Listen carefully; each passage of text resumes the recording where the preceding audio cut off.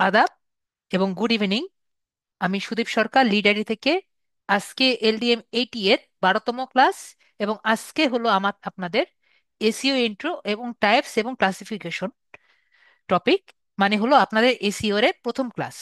তো আজকে আপনাদের এসইও এর ফার্স্ট ক্লাস, এর সাথে কিন্তু আপনাদের আজকে একটি অ্যানাউন্সমেন্ট আছে। কিসের অ্যানাউন্সমেন্ট?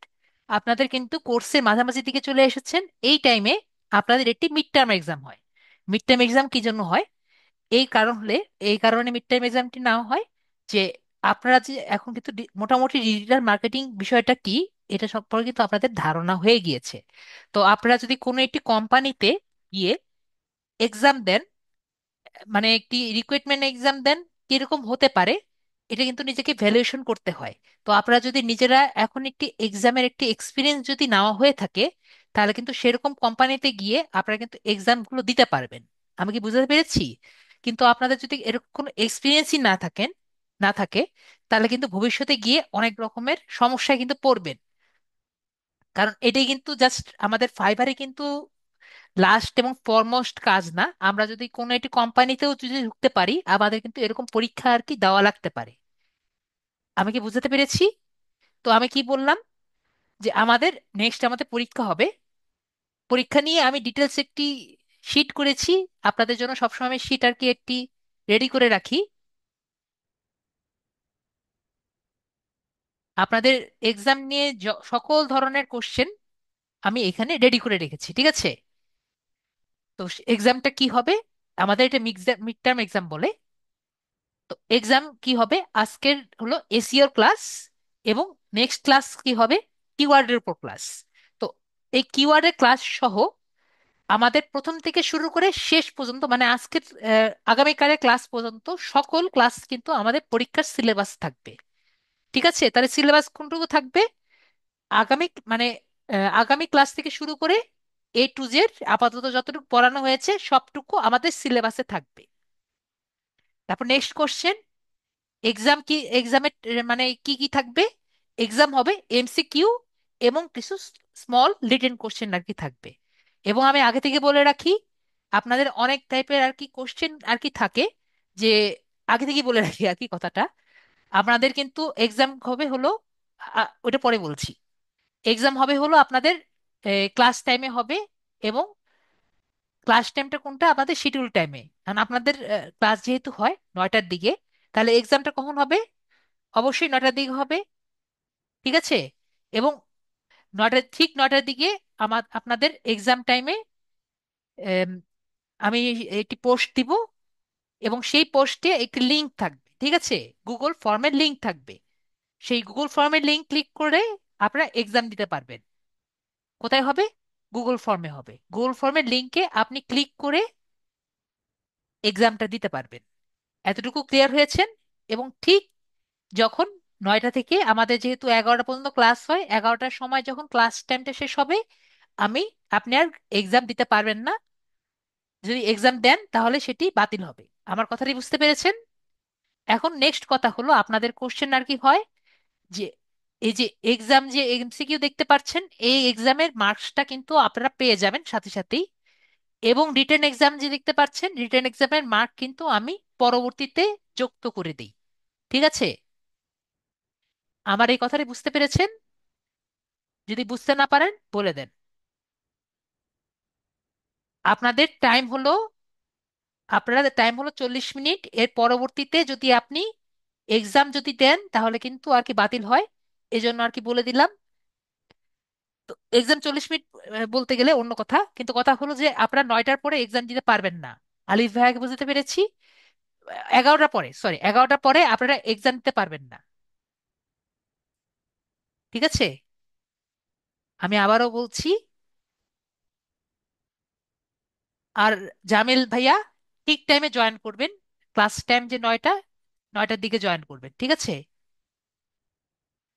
এসিও থেকে আমাদের আজকে এসিও ক্লাস, এবং আগামী হলো কিওয়ার্ড রিসার্চ ক্লাস। এখান থেকে শুরু করে সেই দিন থেকে আর কি ক্লাসগুলো হবে, ঠিক আছে? এই দুটো ক্লাস থেকে শুরু করে প্রথম থেকে আমাদের সবগুলো হলো আমাদের ক্লাস রুটিনে যে কয়টি ক্লাস হয়েছে তাদের উপর আমাদের পরীক্ষা হবে। এক্সাম কি কি হবে? এমসিকিউ প্লাস রিটেন এক্সাম হবে। ঠিক আছে? এমসিকিউর মার্কস কিন্তু তখনই পাবেন, রিটেন মার্কস যেগুলো আনসার করবেন সেগুলোর মার্কস কিন্তু তখন জমা হবে না। এটুকু ক্লিয়ার? আপনারা যদি মনে করেন এমসিকিউতে 10টি মার্কস যদি থাকে, জাস্ট ইমাজিন 10টি এমসিকিউ থাকলো, 10টি রিটেন থাকলো, জাস্ট ইমাজিন, তাহলে আপনার 10টি মার্কস কিন্তু তখনই পেয়ে যাবেন। 10টি এমসিকিউ কিন্তু আপনি 10টি রিটেন মার্কসের তখন কিন্তু মার্কস পাবেন না।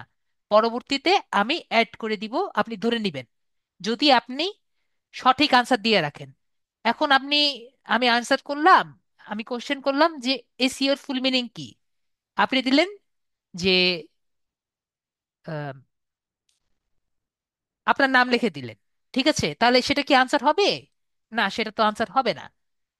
আপনার নামের সাথে মিল হলেও এসইও মিনিং সেটা না, তাহলে সেটা কিন্তু আমি আনসার দিব না, সেটা আপনাকে জিরোই দিব। তো সেভাবেই আপনি চিন্তা ভাবনা করে আনসার দিবেন। ঠিক আছে? তো আপনাকে বুঝতে হবে যে কোনটার কি আনসার হবে, সেভাবেই আর কি দিবেন।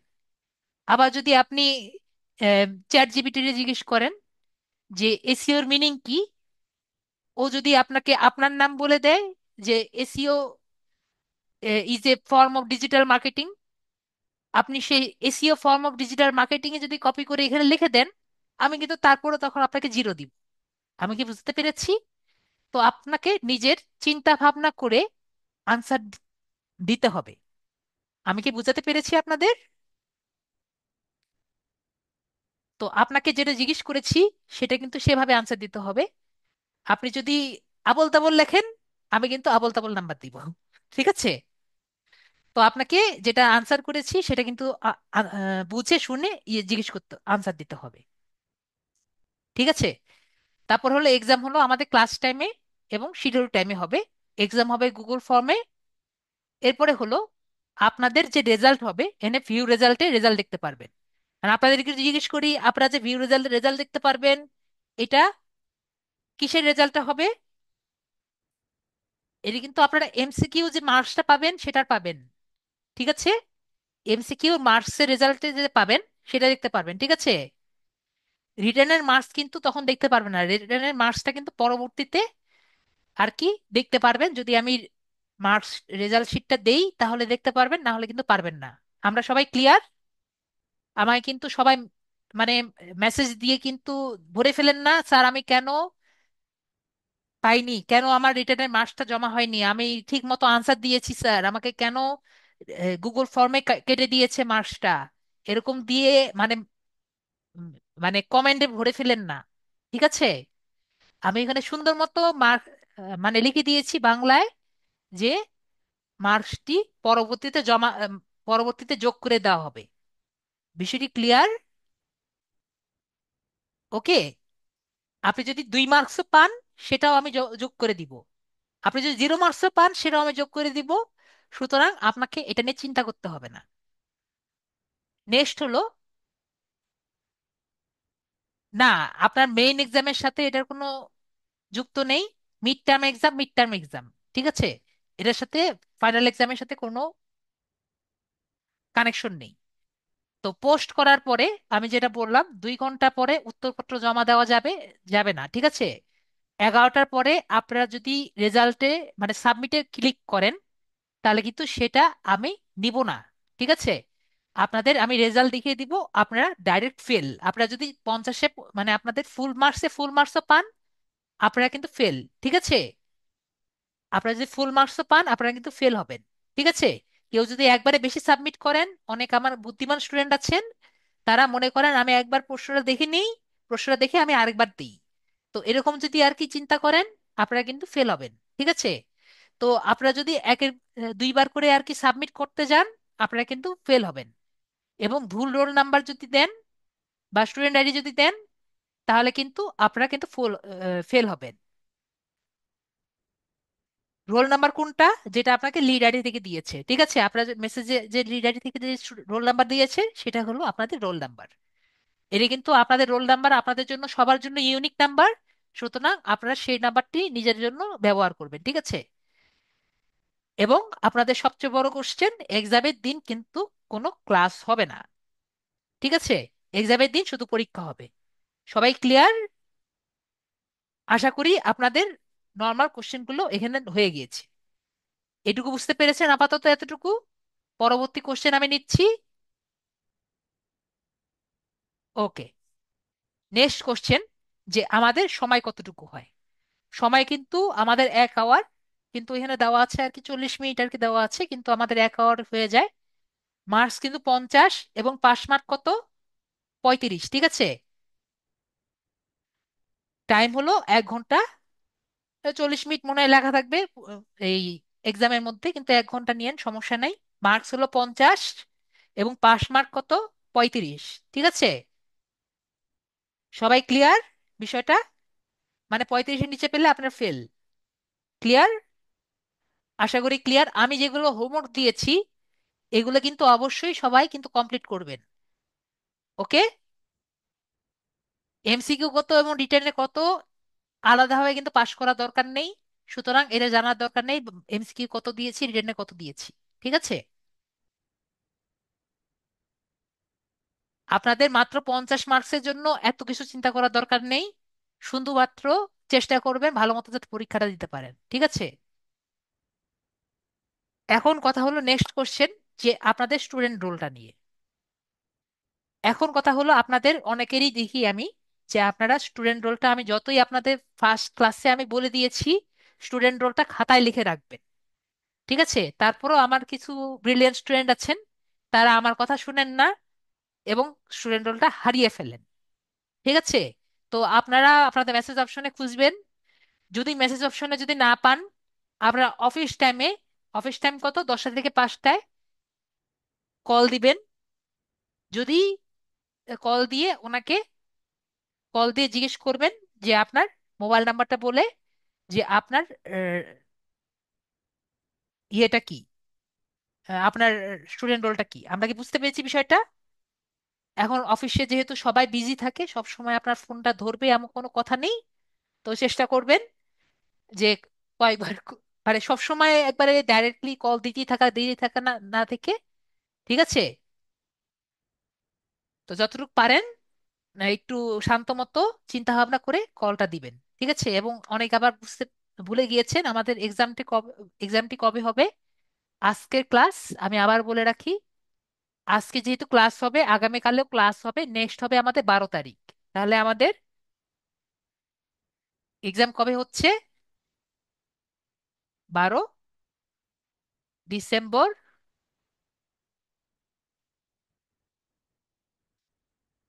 জি,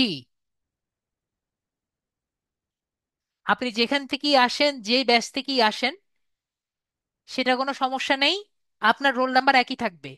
ঠিক আছে? আপনি যেই ব্যাচ থেকেই আসেন আপনার রোল নাম্বার একই থাকবে।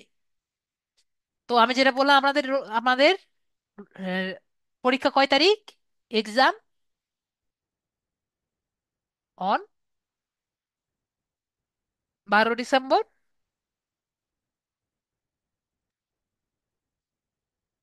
2024, ঠিক আছে। আমরা সবাই ক্লিয়ার? এক্সাম নিয়ে আর কোনো কোশ্চেন আছে? মনে হয় এক্সাম নিয়ে আর কোনো কোশ্চেন থাকার কথা না। ঠিক আছে? এক্সাম ডেট কবে? 12 ডিসেম্বর 2024। আপনাদের কিন্তু 2 দিন আগ থেকে আমি বলে রাখছি। আজকে আগামীকালও টাইম আছে, তার পরের দিনও টাইম আছে, তার পরের দিনও টাইম আছে, তার পরের দিনও টাইম আছে। 4 দিনের মধ্যে নিজের যে কোনো ভাবে নিজের রোল নাম্বারটা বের করে নিবেন, যারা বের করতে পারেননি। ঠিক আছে?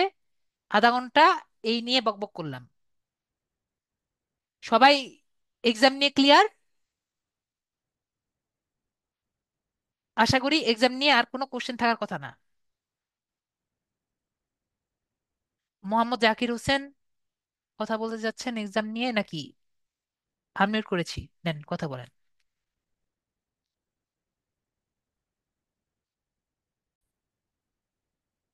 তো যাই হোক, আজকে কিন্তু আমাদের খুবই ইম্পর্টেন্ট একটা ক্লাস, ঠিক আছে। সেটা হলো এসইও। এসইও মানে কি আমরা খুব ভালো মতো জানি, এসইও মানে হলো search engine optimisation.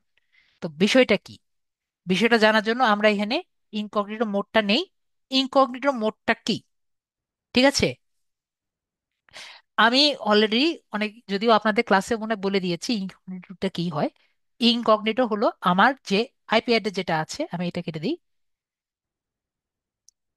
Others who use this device won't see your activity, so your browser can browse more privately. ঠিক আছে, মানে আমার এই আমি যা যা করি এটা অন্যান্য ব্রাউজার গুলো আমাকে দেখতে পারবে না। তো your browse history data, cookies, site data, মানে এগুলো আমার নিজের জিনিসগুলো আর কি দেখতে পারবে না।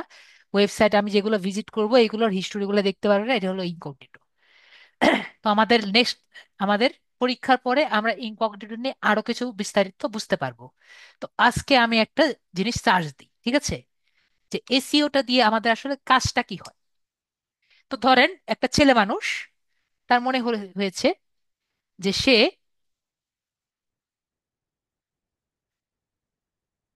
মনে করেন তার মনে হয়েছে সে একটি ইয়ারফোন কিনবে। ঠিক আছে, তো ইয়ারফোন যদি সে কিনতে যায় তাহলে সে কি করবে? গুগলে ধরেন ইয়ারফোন দিয়ে সার্চ দিল, ইয়ারফোন দিয়ে সার্চ দেওয়ার ফলে এখানে সে দেখতে পেলো যে স্টারটেক নামক একটি ওয়েবসাইট আছে। সে তো স্টারটেকও চিনে না, সে দারাজও চিনে না ধরেন, সে অ্যাঙ্কারও চিনে না ধরেন, আমি তো সবে চিনি, কিন্তু ওরা সে তো সে চিনে না যে কোনটা থেকে কিনলে আর কি কি না কি হয়, সে তো চিনে না। তাহলে সে কোথায় যাবে? আমাকে বলেন তো, সে কোথায় যাবে? সে কি অ্যাঙ্কারে যাবে, নাকি অথবা যাবে, নাকি গিয়ারে যাবে, নাকি টেকল্যান্ডে যাবে, নাকি দারাজে যাবে? যে কোনো কিছু চিনে না, সে প্রথমে কোথায় যাবে আপনারা বলেন তো সবাই? নাকি ওয়ালটনে যাবে, নাকি গিয়ার স্টিলে যাবে? যারা আছে বলেন তো। আমি যতটুকু বুঝি, যে কিছুই জানে না সে কিন্তু প্রথমে স্টার টেকে যাবে। কি জন্য স্টার টেকে যাবে? কারণ এটা কিন্তু সবার উপরে আছে, ঠিক আছে। সবার প্রথমে যে আছে সে কিন্তু সবার প্রথমে যেটা আছে সেটা কিন্তু প্রথমে যাবে। ঠিক আছে, তারপরে সে এখান থেকে যা, তার যেটা চোখে আর কি ভালো লাগে সেটা সে দেখবে। তো আমার বাঙালি মানুষ দেখবে সবার সবচেয়ে কম দামি যেটা আছে, সে তো কিছু বুঝবে না, ডিসিবেল ডিসিবেল কিছু বুঝবে না, সে তার যেটা পছন্দ সেটা নেবে। কিন্তু এই যে প্রথমে যেটা আসছে সেটা কিন্তু যাবে। তো আমাদের বাঙালির মধ্যে খুবই কম মানুষ আছে যে দ্বিতীয় পেজে যাবে। ঠিক আছে, যে দ্বিতীয় পেজে গিয়ে আরো একটু ঘুরে দেখবে, এরকম কিন্তু অনেক কম মানুষ আছে। তো একটা এসইও স্পেশালিস্ট একজন বলেছিলেন যে আমার যদি একটা লাশ গুম করতে হয় তাহলে কিন্তু আমার গুগলের সেকেন্ড পেজ হলো সবচেয়ে ভালো জায়গা একটি লাশ গুম করার জন্য। এর কারণ যে এই গুগলের সেকেন্ড পেজে মানুষ কিন্তু খুবই কম যায়। তাহলে যদি আমি এখানে যদি এই লাশটি যদি রেখে দেই, তাহলে কিন্তু সেখানে সে কেউ মানুষ খুঁজেই পাবে না যে এই লাশটা কোথায় আছে। এর কারণটা কি জন্য বলে? কারণ সেকেন্ড পেজে মানুষ যায়ই না। তাহলে আমরা কি বুঝতে পারলাম? যে ফার্স্ট পেজের যদি থাকে তাহলে যেমন মার্কেটিং যত ভালো হয়, সে অনুযায়ী আমার বিজনেসটাও তত ভালো হয়। আমি কি বুঝাতে পেরেছি? তো এই যে ফার্স্ট পেজে আনলে আমার যে মার্কেটিং ভালো হচ্ছে, আমার বিজনেস ভালো হচ্ছে, এগুলো কিন্তু সবই ম্যাটার করে। তো এইটাই হলো আমাদের সার্চ ইঞ্জিন অপটিমাইজেশন বা এসইও। তো আমার একটি অর্গানিক ভাবে একটি পেজকে প্রথম দিকে আনাই হলো সার্চ ইঞ্জিন অপটিমাইজেশনের কাজ। আমরা কি বিষয়টা বুঝতে পেরেছি এক কথায়? জাস্ট একটি বেসিক ধারণা পেয়েছি সবাই।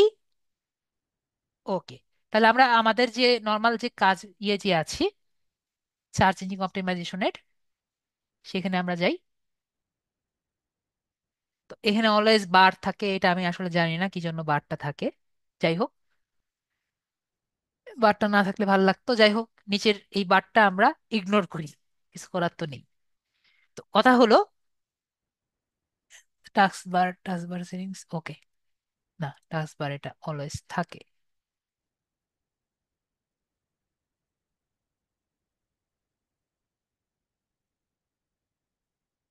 না, তাও থাকে। ঠিক আছে, দেখা যাক পরে একদিন দেখে কি করা যায়। তো প্রথমত কথা এই যে এখন চলে গিয়েছে, তো ভালো হয়েছে। তো এখন আমরা একটা জিনিস দেখি যে এসিওটা কি।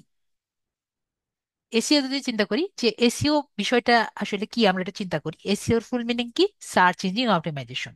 তো আমরা সার্চ ইঞ্জিন অপটিমাইজেশন নিয়ে আমরা কি বুঝতে পারলাম একটু আগে? যে গুগলে যখন একটি সার্চ দিই, ফার্স্ট পেজে যেটা আসে সেটাই হলো এসিও, মানে সার্চ ইঞ্জিন অপটিমাইজেশন। আমরা যে ইউটিউবে আর কি যখন একটি সার্চ দিই, আমরা কতজন একটু জানি বলেন তো যে ইউটিউব থেকে কিভাবে আর্ন করতে হয়? আমরা কি জানি বিষয়টা, ইউটিউবে আর্ন কিভাবে হয়? আমরা কি জানি? দেখি তো আপনাদের, আমার স্টুডেন্টরা কারা কয়জন জানে। না, আমি তো দেখছি আমার বেশিরভাগ স্টুডেন্টই জানে না যে স্টুডেন্ট মানে স্টুডেন্ট থেকে মানে ইউটিউব থেকে কিভাবে আর্ন হয়। ইউটিউব থেকে আর্ন হয় বেশিরভাগই আপনার ভিউ থেকে। ঠিক আছে? আগে কিন্তু ক্লিক থেকে আর্ন হতো, কিন্তু এখন হলো ভিউ থেকে। ধরেন আপনি একটি আহ, ডিম পোচের ভিডিও দিবেন। ঠিক আছে? আমরা সপ্তাহে ডিম পোচ রান্না করতে পারি। তো আপনি একটা ডিম পোচের ভিডিও দিবেন। তো আপনার এই ডিম পোচের ভিডিও কতক্ষণ একটা মানুষ দেখবে? ঠিক আছে? তো এই যে ডিম পোচের ভিডিও একটা মানুষ যে দেখবে, এর উপরে কিন্তু আপনার অনেক বেশি নির্ধারণ করবে যে আপনি কত বেশি একটা একটা মানুষকে আকৃষ্ট করতে পারেন। তো এটার উপরে আপনার একটি মনিটাইজেশন নির্ভর করে, এরপরে অ্যাড নির্ভর করে। ঠিক আছে? অ্যাড তো নির্ভর করে, কিন্তু অ্যাডের আগে আপনার ডিউরেশনটা নির্ভর করে। ঠিক আছে? যে আপনার কতক্ষণ একটা মানুষকে আপনার ভিডিওর উপর রাখবেন। তো এরও আগে নির্ভর করে যে আপনার যে এই ডিম পোচের ভিডিওটা যে আছে, কারণ আপনি যেমন ডিম পোচের ভিডিওটা রান্না করছেন, আরো 10টা মানুষও কিন্তু ডিম পোচের ভিডিও রান্না করতে পারে। ঠিক আছে? তো এই যে ডিম পোচের রান্না যে আপনি করলেন, আরো 10টা মানুষ করলো, এখন আপনি আমারে বলেন, আপনার ডিম পোচের ভিডিওটা প্রথম দিকে যদি না আসে, তাহলে কিভাবে আপনার ডিম পোচের ভিডিওটা মানুষ ক্লিক করবে? আপনার ডিম পোচের ভিডিও দিলেই তো হবে না, আপনার ডিম পোচের ভিডিওটা তো প্রথমে আসতে হবে। আমাকে বুঝতে পেরেছি? তো আমাদের এই ডিম পোচের ভিডিওটা প্রথমে আনার বিষয়টাই হলো এসইও। আমরা কি বুঝতে পেরেছি বিষয়টা? এই যে আমাদের এই বিষয়টাই কিন্তু হলো আমাদের ইউটিউবে আর্নিং এর একটা ইম্পর্টেন্ট বিষয়। কি জন্য আমরা বুঝতে পেরেছি? যদি আমাদের ডিম পোচের ভিডিও যতই সুন্দরই হোক, যদি এসইও ফ্রেন্ডলি না হয়, তাহলে কিন্তু আমাদের কোনো কাজই হবে না। কারণ আমাদের ডিম পোচের ভিডিও কেউ দেখবেই না। তো আমাদের ডিম পোচের ভিডিও অলওয়েজ ডিম পোচই থাকবে, আমাদের ডিম পোচের ভিডিও কেউ দেখবে না। কি জন্য? আমাদের ডিম পোচের ভিডিও ইউটিউবের অ্যালগোরিদম অনুযায়ী উপরের দিকে আসবে না। এর কারণ কি? ইউটিউবও কিন্তু একটা সার্চ ইঞ্জিন। আমরা বুঝতে পেরেছি? তো সার্চ ইঞ্জিন কি অপটিমাইজেশন কাজই হলো কিন্তু এসইওর কাজ। তো একটু আগে আমি কিন্তু বলছিলাম যে, একটু আগে কিন্তু আমরা বললাম কি, তার মানে আমরা কি বুঝলাম এসইও বিষয়টা কি? এসইও হলো কোনো ওয়েবসাইটকে, আমরা তাহলে এসইওর মানে আম, সংজ্ঞাটা তাহলে কি বুঝলাম? যে কোনো ওয়েল অপটিমাইজড ওয়েবসাইটকে সার্চ ইঞ্জিনের রুলস এন্ড রেগুলেশন এবং গাইডলাইনগুলো ফলো করে যদি কোনো ওয়েবসাইটের ডিজাইন বা ডেভেলপ করা হয়, ঠিক আছে, এবং এর নির্দিষ্ট কিওয়ার্ড ধরে যদি সার্চ ইঞ্জিনে র্যাঙ্ক করা হয়, তাহলে কিন্তু এসইও বলে। ঠিক আছে? যেমন আমি একটু আগে স্টারটেক দেখালাম। স্টারটেকে যদি আমরা আমরা সার্চ দিয়েছিলাম ইয়ারফোন এবং ইয়ারফোন প্রাইস, এটা যে সার্চ দিলাম এটা কিন্তু প্রথম দিকে আসলো। ঠিক আছে? কি জন্য আসলো? এর কারণ কিন্তু আমরা ওইখানে দেখলাম যে কিওয়ার্ড থেকে কিওয়ার্ড কিন্তু ভালো মতো দিয়েছে, এবং কিওয়ার্ড প্রাইস দিলে যদি দেয় ওইটাও কিন্তু স্টার্টেকে আসবে। তাহলে ওইটা কি দেখলাম? ওইভাবে কিন্তু তারা কিওয়ার্ড এবং কিওয়ার্ড গুলো প্লেস করেছে এবং ওইভাবে কিন্তু ডিজাইন করেছে। আমরা কি বুঝতে পেরেছি? আশা করি বুঝতে পেরেছি। তো একটু আগে আমি যে বললাম এই যে হেড কি এই হেডফোন এবং হেডফোন প্রাইস, এগুলো আসলে কি? এগুলো হলো কিওয়ার্ড এবং কি ফ্রেজ। আমি আরেকটি উদাহরণ দিই, তাহলে আরো ভালো মতো বুঝতে পারবো। কিওয়ার্ড মানে হলো একটি শব্দ, এবং কি ফ্রেজ হলো অনেকগুলো শব্দ মিলে একটি কি ফ্রেজ হয়। তো আমি আরেকটু উদাহরণ দিই, আরো ভালো মতো বুঝতে পারবো আমরা। এটি কিওয়ার্ড কি হতে পারে? কিওয়ার্ড হতে পারে এটি শপিং মল। এটি কিওয়ার্ড হতে পারে কারণ একটি শপিং মল দিয়ে একটি শব্দ বুঝতে পারছি আমরা। এবং কি ফ্রেজ মানে অনেকগুলো শব্দ মিলে একটি কি ফ্রেজ হয়। যেমন বেস্ট শপিং মলের বিডি, এটা কিন্তু একটা কি ফ্রেজ। ঠিক আছে? এখন সার্চ ইঞ্জিন বলতে যে আমি সার্চ ইঞ্জিন অপটিমাইজেশন বললাম, তো সার্চ ইঞ্জিন গুলো কি আমরা একটু দেখে আসি। তো সার্চ ইঞ্জিন বলতে আমরা কিন্তু এখানে অনেক ধরনের বিষয় কিন্তু আমরা দেখতে পাচ্ছি, যেমন আস্ক, যেমন ডাক ডাক গো, যেমন ইয়াহু, যেমন বাইডু, এটা চায়নার সার্চ ইঞ্জিন হলো বাইডু। গুগল কিন্তু আমরা চিনি, ডাক ডাক গো তো একটু আগে বললাম, ইয়াহু আমরা দেখলাম, বিং আমরা জানি মাইক্রোসফটের সার্চ ইঞ্জিন। তারপরে আমাদের বাংলাদেশি হলো পিপলিকা আছে। ঠিক আছে? ফেস বললাম, যেমন আমি ফেস যেমন জিজ্ঞেস করছেন একজন, ফেস একটু আগেই বললাম। যেমন ধরেন কিওয়ার্ড প্রাইস, এটা কিন্তু ফেস, কয়েকটি শব্দ মিলে একটা হলো ফেস, কি ফেস। ঠিক আছে? তো এটা হলো আমাদের সার্চ ইঞ্জিনের মধ্যে এগুলো পড়ে। তো আমরা বুঝতে পারলাম যে সার্চ ইঞ্জিনটা কি। সার্চ ইঞ্জিন নিয়ে আমাদের আর কোনো কোশ্চেন থাকার কথা না। তো এরপরে আমরা কোশ্চেনে আসি। আর কোনো কোশ্চেন আছে এতটুকু যে সার্চ ইঞ্জিন অপটিমাইজেশনটা কি?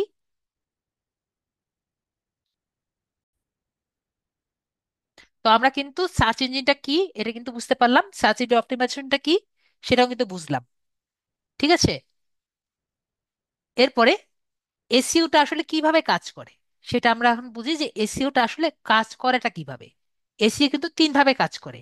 প্রথম হলো ক্রলিং, তারপরে ইন্ডেক্সিং, তারপরে হলো র্যাঙ্কিং। কি কি বললাম? ক্রলিং, তারপরে ইন্ডেক্সিং, তারপরে হলো র্যাঙ্কিং। এই তিন ভাবে একটা এসইও কাজ করে। তো এটা আমরা একটু ডিটেলস ভাবে বুঝি যে আসলে বিষয়টা কি। প্রথমে যখন আমরা একটি ওয়েবসাইট বা একটি কন্টেন্ট যখন এই পাবলিশ করি, তখন এই যে ভার্চুয়াল স্পাইডার যে দেখতে পাচ্ছি আমরা, এই ভার্চুয়াল স্পাইডার বা বট বা ক্রোম ব্রাউজার যেটাই বলেন, এই বটটা আমাদের ওয়েবসাইটের মধ্যে বা কন্টেন্টের মধ্যে আর কি ক্রল করে, ঠিক আছে, বা হেঁটে যায়। হেঁটে গিয়ে আর কি বোঝার চেষ্টা করে এই ওয়েবসাইটটি হোক হোক বা কন্টেন্টটি হোক, এইটি কোন ক্যাটেগরিতে পড়ে। ঠিক আছে, কোন ক্যাটেগরিতে পড়ে এটা চেষ্টা করে। কোন ক্যাটেগরি বলতে কি বোঝাচ্ছি? ক্যাটেগরি বলতে বোঝাচ্ছি এটা কি ফুড ক্যাটেগরিতে পড়ে, নাকি ইলেকট্রনিক্স ক্যাটেগরিতে পড়ে, নাকি আহ, বা অন্য কোনো ক্যাটেগরিতে পড়ে। তো এটা ক্যাটেগরি কোন ক্যাটেগরিতে পড়ে সেটা বোঝার চেষ্টা করে। তারপরে ক্যাটেগরি যখন বুঝে যায়, এরপরে সেটাকে আলাদা করার চেষ্টা করে। ঠিক আছে। দেখেন, search engine spider's crawling two website and understand your page content. তো পেজ কন্টেন্ট আর কি আগে চেষ্টা করে, পেজ কন্টেন্ট পড়ে এটাকে ক্যাটেগরি করার চেষ্টা করে। তারপরে ইওর সাইট ইন্ডেক্স করে, আমি যেটা বললাম যে ক্যাটেগরি ওয়াইজ আলাদা করে। এরপরে এটাকে এইটিকে আপনার টাইপের, এইটি যে টাইপ আছে আপনার ফুড টাইপ হোক বা ইলেকট্রনিক্স টাইপ হোক বা যে টাইপই হোক, এই টাইপের ওয়েবসাইটকে, যে টাইপই হোক, রিয়েল স্টেট হোক, যে টাইপই হোক, পোর্টফোলিও হোক, এটাকে ক্যাটাগরি করে ইন্ডেক্স করে। ঠিক আছে, your site is index under the relevant categories and search terms. তাহলে এখানে কি করলো? আমাদের ইন্ডেক্স করলো।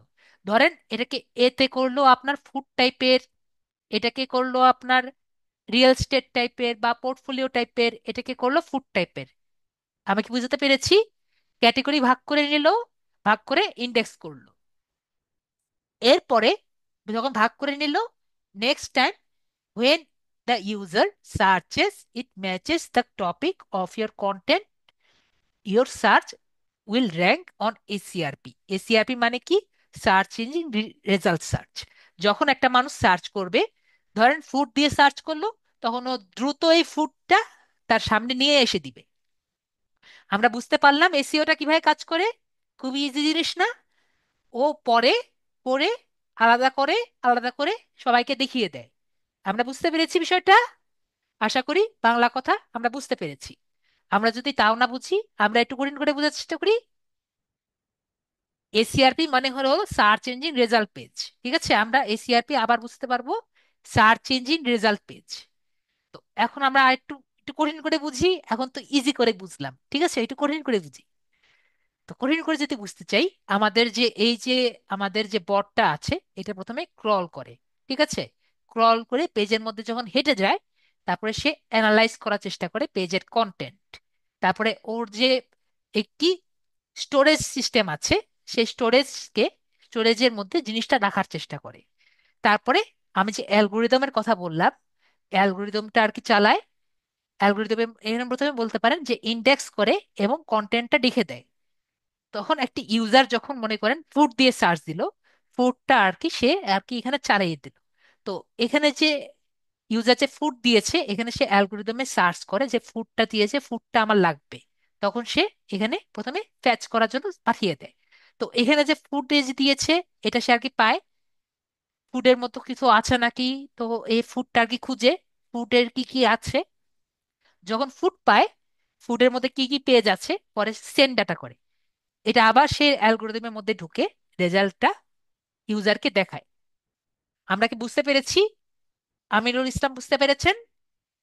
এভাবে করে আর কি এসিওটা কাজ করে। ঠিক আছে, আগে ইজি করে দেখালাম। এখন বিষয়টা কিভাবে কাজ করে সেটা ভাবে আমি বুঝালাম। সবাই ক্লিয়ার যে এসিওটা কিভাবে কাজ করে? এভাবে কাজ করে। যদি বুঝতে না পারেন বলেন স্যার কিছুই বুঝিনি। ঠিক আছে? একটু কঠিন করে বুঝালাম, আবার ইজি করে বুঝালাম। ওকে, থ্যাংক ইউ, পুরোপুরি ভাই বুঝতে পেরেছি। তো এখন হলো এসিও টাইপ। এসিও কিন্তু অনেক টাইপের হয়।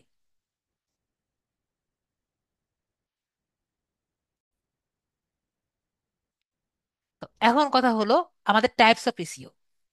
আমাদের কিন্তু অনেক টাইপের এসিও আছে, ঠিক আছে?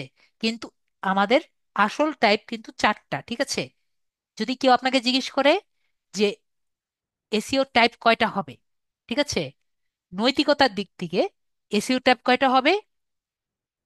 নৈতিকতার দিক থেকে এসিও টাইপ কিন্তু চারটা হবে। কেউ যদি আপনাকে জিজ্ঞেস করে আপনাকে নৈতিকতার দিক থেকে এসিও টাইপ কয়টা, চারটা। কেউ কিন্তু এটা কখনো ভুল করবেন না।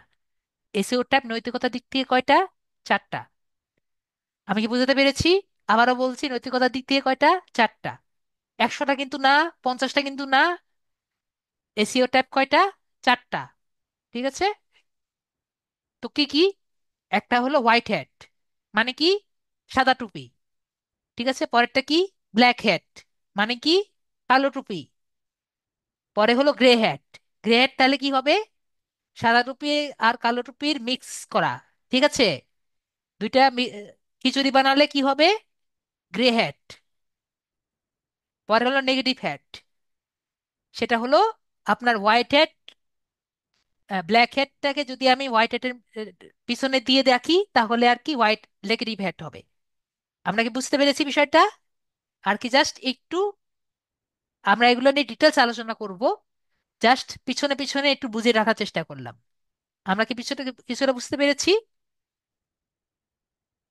হোয়াইট হেডটা কি বললাম? সাদা। ব্ল্যাক হেডটা হলো কালো। গ্রে হেডটা হলো দুটা মিক্স। আর নেগেটিভ হেড হলো একটু অন্যরকম, ইনলিগাল কাজ, মনে রাখেন। একরকম বলতে পারেন হোয়াইট হেডটার পিছনে ব্ল্যাক ব্ল্যাক হেড। এতটুকু বুঝতে পেরেছি? ওকে, হাবিবা আপু বুঝতে পেরেছেন, তার মানে সবাই বুঝতে পেরেছেন ধরে নিলাম। আর কিন্তু এসিওর আরো কিছু টাইপ আছে। আর কি কি টাইপ আছে? আদার টাইপস, একটা হলো অন পেজ। পেজের মধ্যে বসে যে আমি এসিও করব, সেটাকে কি বলবো? On page. পেজের বাইরে বসে আমি যে কাজ করব, সেটা হলো অফ পেজ। আমি যদি কোড নিয়ে বসে বসে কাজ করি, তাহলে কি কি এসিও বলবে? Technical SEO. যদি আমি কোনো এই ভূস্থান টার্গেট করে, কোনো জায়গা টার্গেট করে যদি আমি কোনো এসিও করি, তাহলে সেটাকে বলে লোকাল এসিও। তো এসিও নিয়ে আমার মোটামুটি একটা ধারণা সবাই হয়েছে, এসিও টাইপগুলো নিয়ে। এসিও টাইপ নৈতিকতা দিয়ে চার প্রকার, এবং আদার ভাবে অন্যভাবে চার প্রকার। তো আমরা আপাতত বুঝতে পেরেছি on page, of page, technical, AC, local, এগুলো নিয়ে আমাদের মোটামুটি একটা ধারণা হয়েছে সবার। ইয়েস বা নো বলেন যে সবার ধারণা হয়েছে নাকি? হাবিবা আপু বুঝতে পেরেছেন, আর সবাই? ওকে, কয়েকজনে বুঝতে পেরেছি যে সবাই মোটামুটি বুঝতে পেরেছেন। এখন আমরা ডিটেলস ভাবে আলোচনা করি। সাদা টুপি কাকে বলে? ঠিক আছে, সাদা টুপি কাকে বলে? তো হোয়াইট হ্যাট হলো গুগলের সুপারিশকৃত যে কোনো ওয়েব পেজ বা ওয়েবসাইটের র্যাঙ্ক বৃদ্ধির জন্য যেটা আমরা ব্যবহার করি। ঠিক আছে? এই পদ্ধতি অনুসরণ করে আপনি গুগলের গাইডলাইন মেনে চলছেন, তা আপনাকে ব্যবসাকে অনলাইনে নেতিবাচকতা ছাড়াই আরো ভালোভাবে প্রচার করতে সহায়তা করবে। তার মানে কি? লিগ্যাল ওয়েতে আপনি যদি কোনো একটি ওয়েবসাইটকে উপরের দিকে নিয়ে যেতে পারেন অর্গানিক ভাবে, তাহলে সেটাকে হোয়াইট হ্যাট এসইও বলে। সোজা সাপটা বাংলা কথা। ঠিক আছে? আপনি যদি ভালোভাবে একটি ওয়েবসাইটকে উপরের দিকে নিতে চান, তাহলে আপনাকে হোয়াইট হ্যাট এসইও ব্যবহার করতে হবে। কিছু হোয়াইট হ্যাট টেকনিক্স কি কি আছে? আপনার ওয়েবসাইটে সর্বোচ্চ মানের কন্টেন্ট এবং টেক্সট প্রকাশ করা, মানে এটি ভালো কিওয়ার্ড দিয়ে প্রকাশ করলে আপনার, এবং ভালো জিনিস করলে আপনার হোয়াইট হ্যাট এসইও হবে। উদাহরণ আমি দিচ্ছি, আগে বিষয়টা বুঝি। গুগলে গুগল অনেক মনোযোগ দেয় আপনার ওয়েব পেজ এবং ওয়েবসাইটের সার্চারদের সমস্যাগুলো ভালোভাবে সমাধান হচ্ছে কিনা। তার মানে কি? ধরেন আমি একটি ভিডিও দিয়েছি যে ডিম পোচ কেমন ভাবে করে।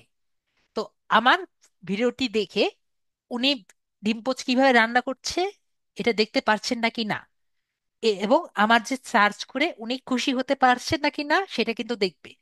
তো যদি আমার এই ডিম পোস্টের ভিডিও দেখে উনি সফলভাবে ডিম পোস্টটি করতে পারে, তাহলে গুগল মনে করবে না, ওনার এই ভিডিওটা হোক, এই কন্টেন্টটি হোক, এটি ভালো। আমি বুঝাতে পেরেছি?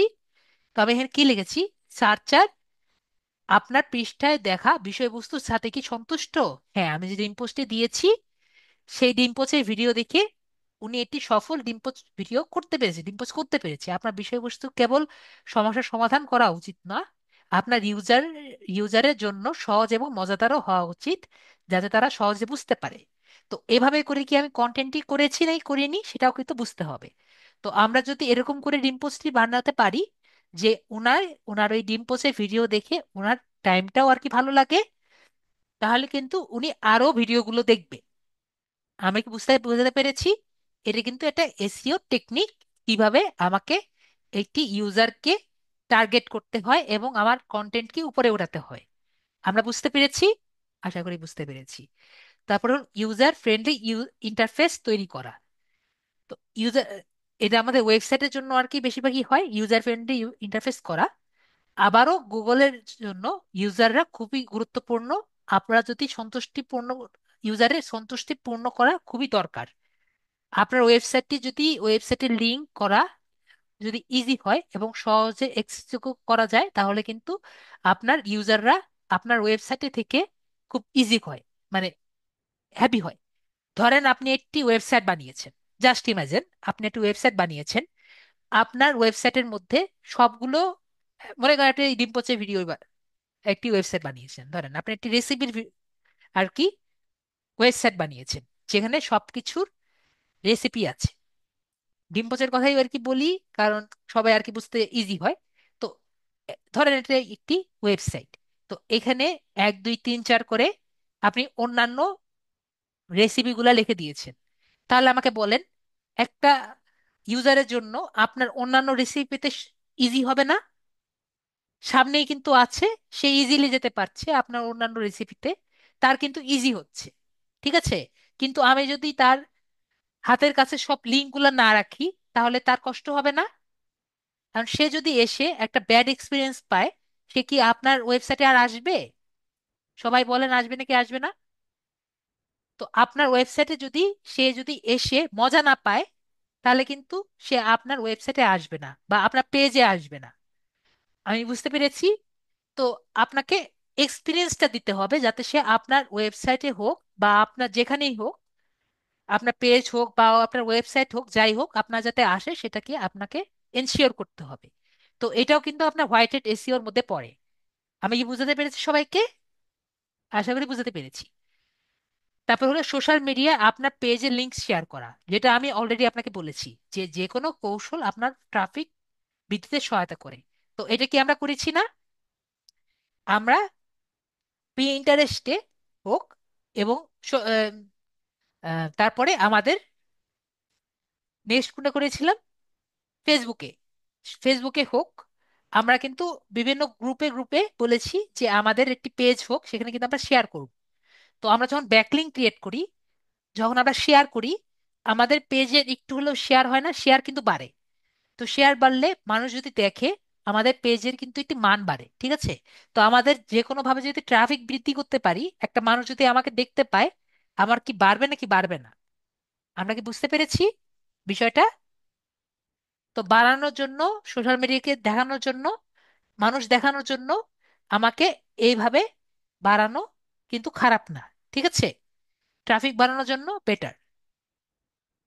হ্যাঁ, অর্গানিকটাই হলো, আমি বললাম অর্গানিকটাই হলো হোয়াইট হ্যাট এসইও। অর্গানিক ভাবে বাড়ানোটাই হলো হোয়াইট হ্যাট এসইও। তারপর হলো এইচটিএমএল অপটিমাইজ করা। তো অনেকেই বলছেন এইচটিএমএলটা কেন আমাদের শেখা উচিত। আমরা যদি এইচটিএমএলটা যদি না জানি, এইচটিএমএল আমি কি বললাম, এইচটিএমএল কিন্তু অনেকেই বুঝতো না। তো এইচটিএমএল অপটিমাইজ করার অর্থ হলো আপনার নিয়মিত আপনার ওয়েবসাইটের কোডগুলো পরীক্ষা করবেন এবং আপনার কিওয়ার্ডগুলো আর কি দেখবেন, এবং আপনার যাতে, যখন আপনি, যারা টেকনিক্যাল লাইনে যাবেন, আপনার যে ওয়েবসাইটটি ভালো মতো আহ, ঢুকছে নাকি ঢুকছে না সেটা আর কি ভালো মতো দেখবেন। ঠিক আছে? তো এটাই কিন্তু আপনার হোয়াইট হ্যাট এসইও এর মধ্যে পড়ে। বুঝতে পেরেছি? এটাও কিন্তু ইউজার ইন্টারফেসের মধ্যে পড়ে, যে আপনার একটা ওয়েবসাইট বানিয়েছেন বা বানাবেন, বা আপনি একটা ওয়েবসাইট আর কি, ওয়েবসাইটের অ্যাডস ম্যানেজ করছেন, তো দেখছেন যে ওয়েবসাইটটি খুবই ল্যাগ করছে, বা একটা জায়গায় গিয়ে দেখলেন যে বারবার ল্যাগ করছে, তাহলে কিন্তু সেখানে কিন্তু লোক আসবে না। আপনি যত সুন্দরই অ্যাড দেন, আপনি কিন্তু অ্যাড আসবে না। তো আপনার ক্লায়েন্টকে তখন বলতে হবে যে আপনার ওয়েবসাইটটি বেটার করুন, নাহলে কিন্তু আপনার ওয়েবসাইটে লোক আসবে না। আমি কি বুঝতে পেরেছি বিষয়টা? তো এইচটিএমএল অপটিমাইজ করাও কিন্তু একটি হোয়াইটেড এসইওর কাজ। তো আমরা হোয়াইটেড এসইওর টিপস গুলো বুঝতে পেরেছি, আরো কিন্তু আছে। তো এগুলো কিন্তু মেইন। তো হোয়াইটেড এসইও নিঃসন্দেহে অনুসরণ করা এসইওর একটি পদ্ধতি।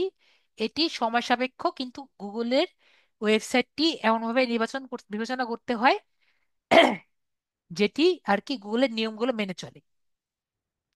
ঠিক আছে? এইচটিএমএল মাইনিং দুটো আলাদা জিনিস না। এইচটিএমএল ম্যানেজিং করা আমি সেটা বলেছি, ঠিক আছে? ওটা আলাদা জিনিস। ওটা নিয়ে আমরা কথা বলি না, আমরা যেটা আছি সেখানে আসি, ঠিক আছে? তারপরে হলো আমাদের black hat SEO. Black hat এসিওটা কি? ব্ল্যাক হেড মানে হলো, ব্ল্যাক হেড এসিও হলো দ্রুত ফলাফল পাওয়ার একটি উপায়, যে আপনি আপনার একটি সাইটকে আপনার দ্রুত ফার্স্ট, মানে গুগলে ফার্স্ট পেজে আনতে হবে, তাহলে আপনার কি ইউজ করতে হবে? Black hat SEO. একইভাবে আপনার যে পেজটা আছে, আপনার পেজটি গুগলের সার্ভার থেকে মুছে ফেলতে হলে কি করতে হবে? Black hat SEO. আমরা কি বুঝতে পেরেছি? আশা করি। আপনার একটি পেজকে প্রথম পেজে যদি আনতে চান প্রথম তাড়াতাড়ি, তাহলে আমাদের ব্ল্যাক হ্যাট এসইও ইউজ করতে হবে।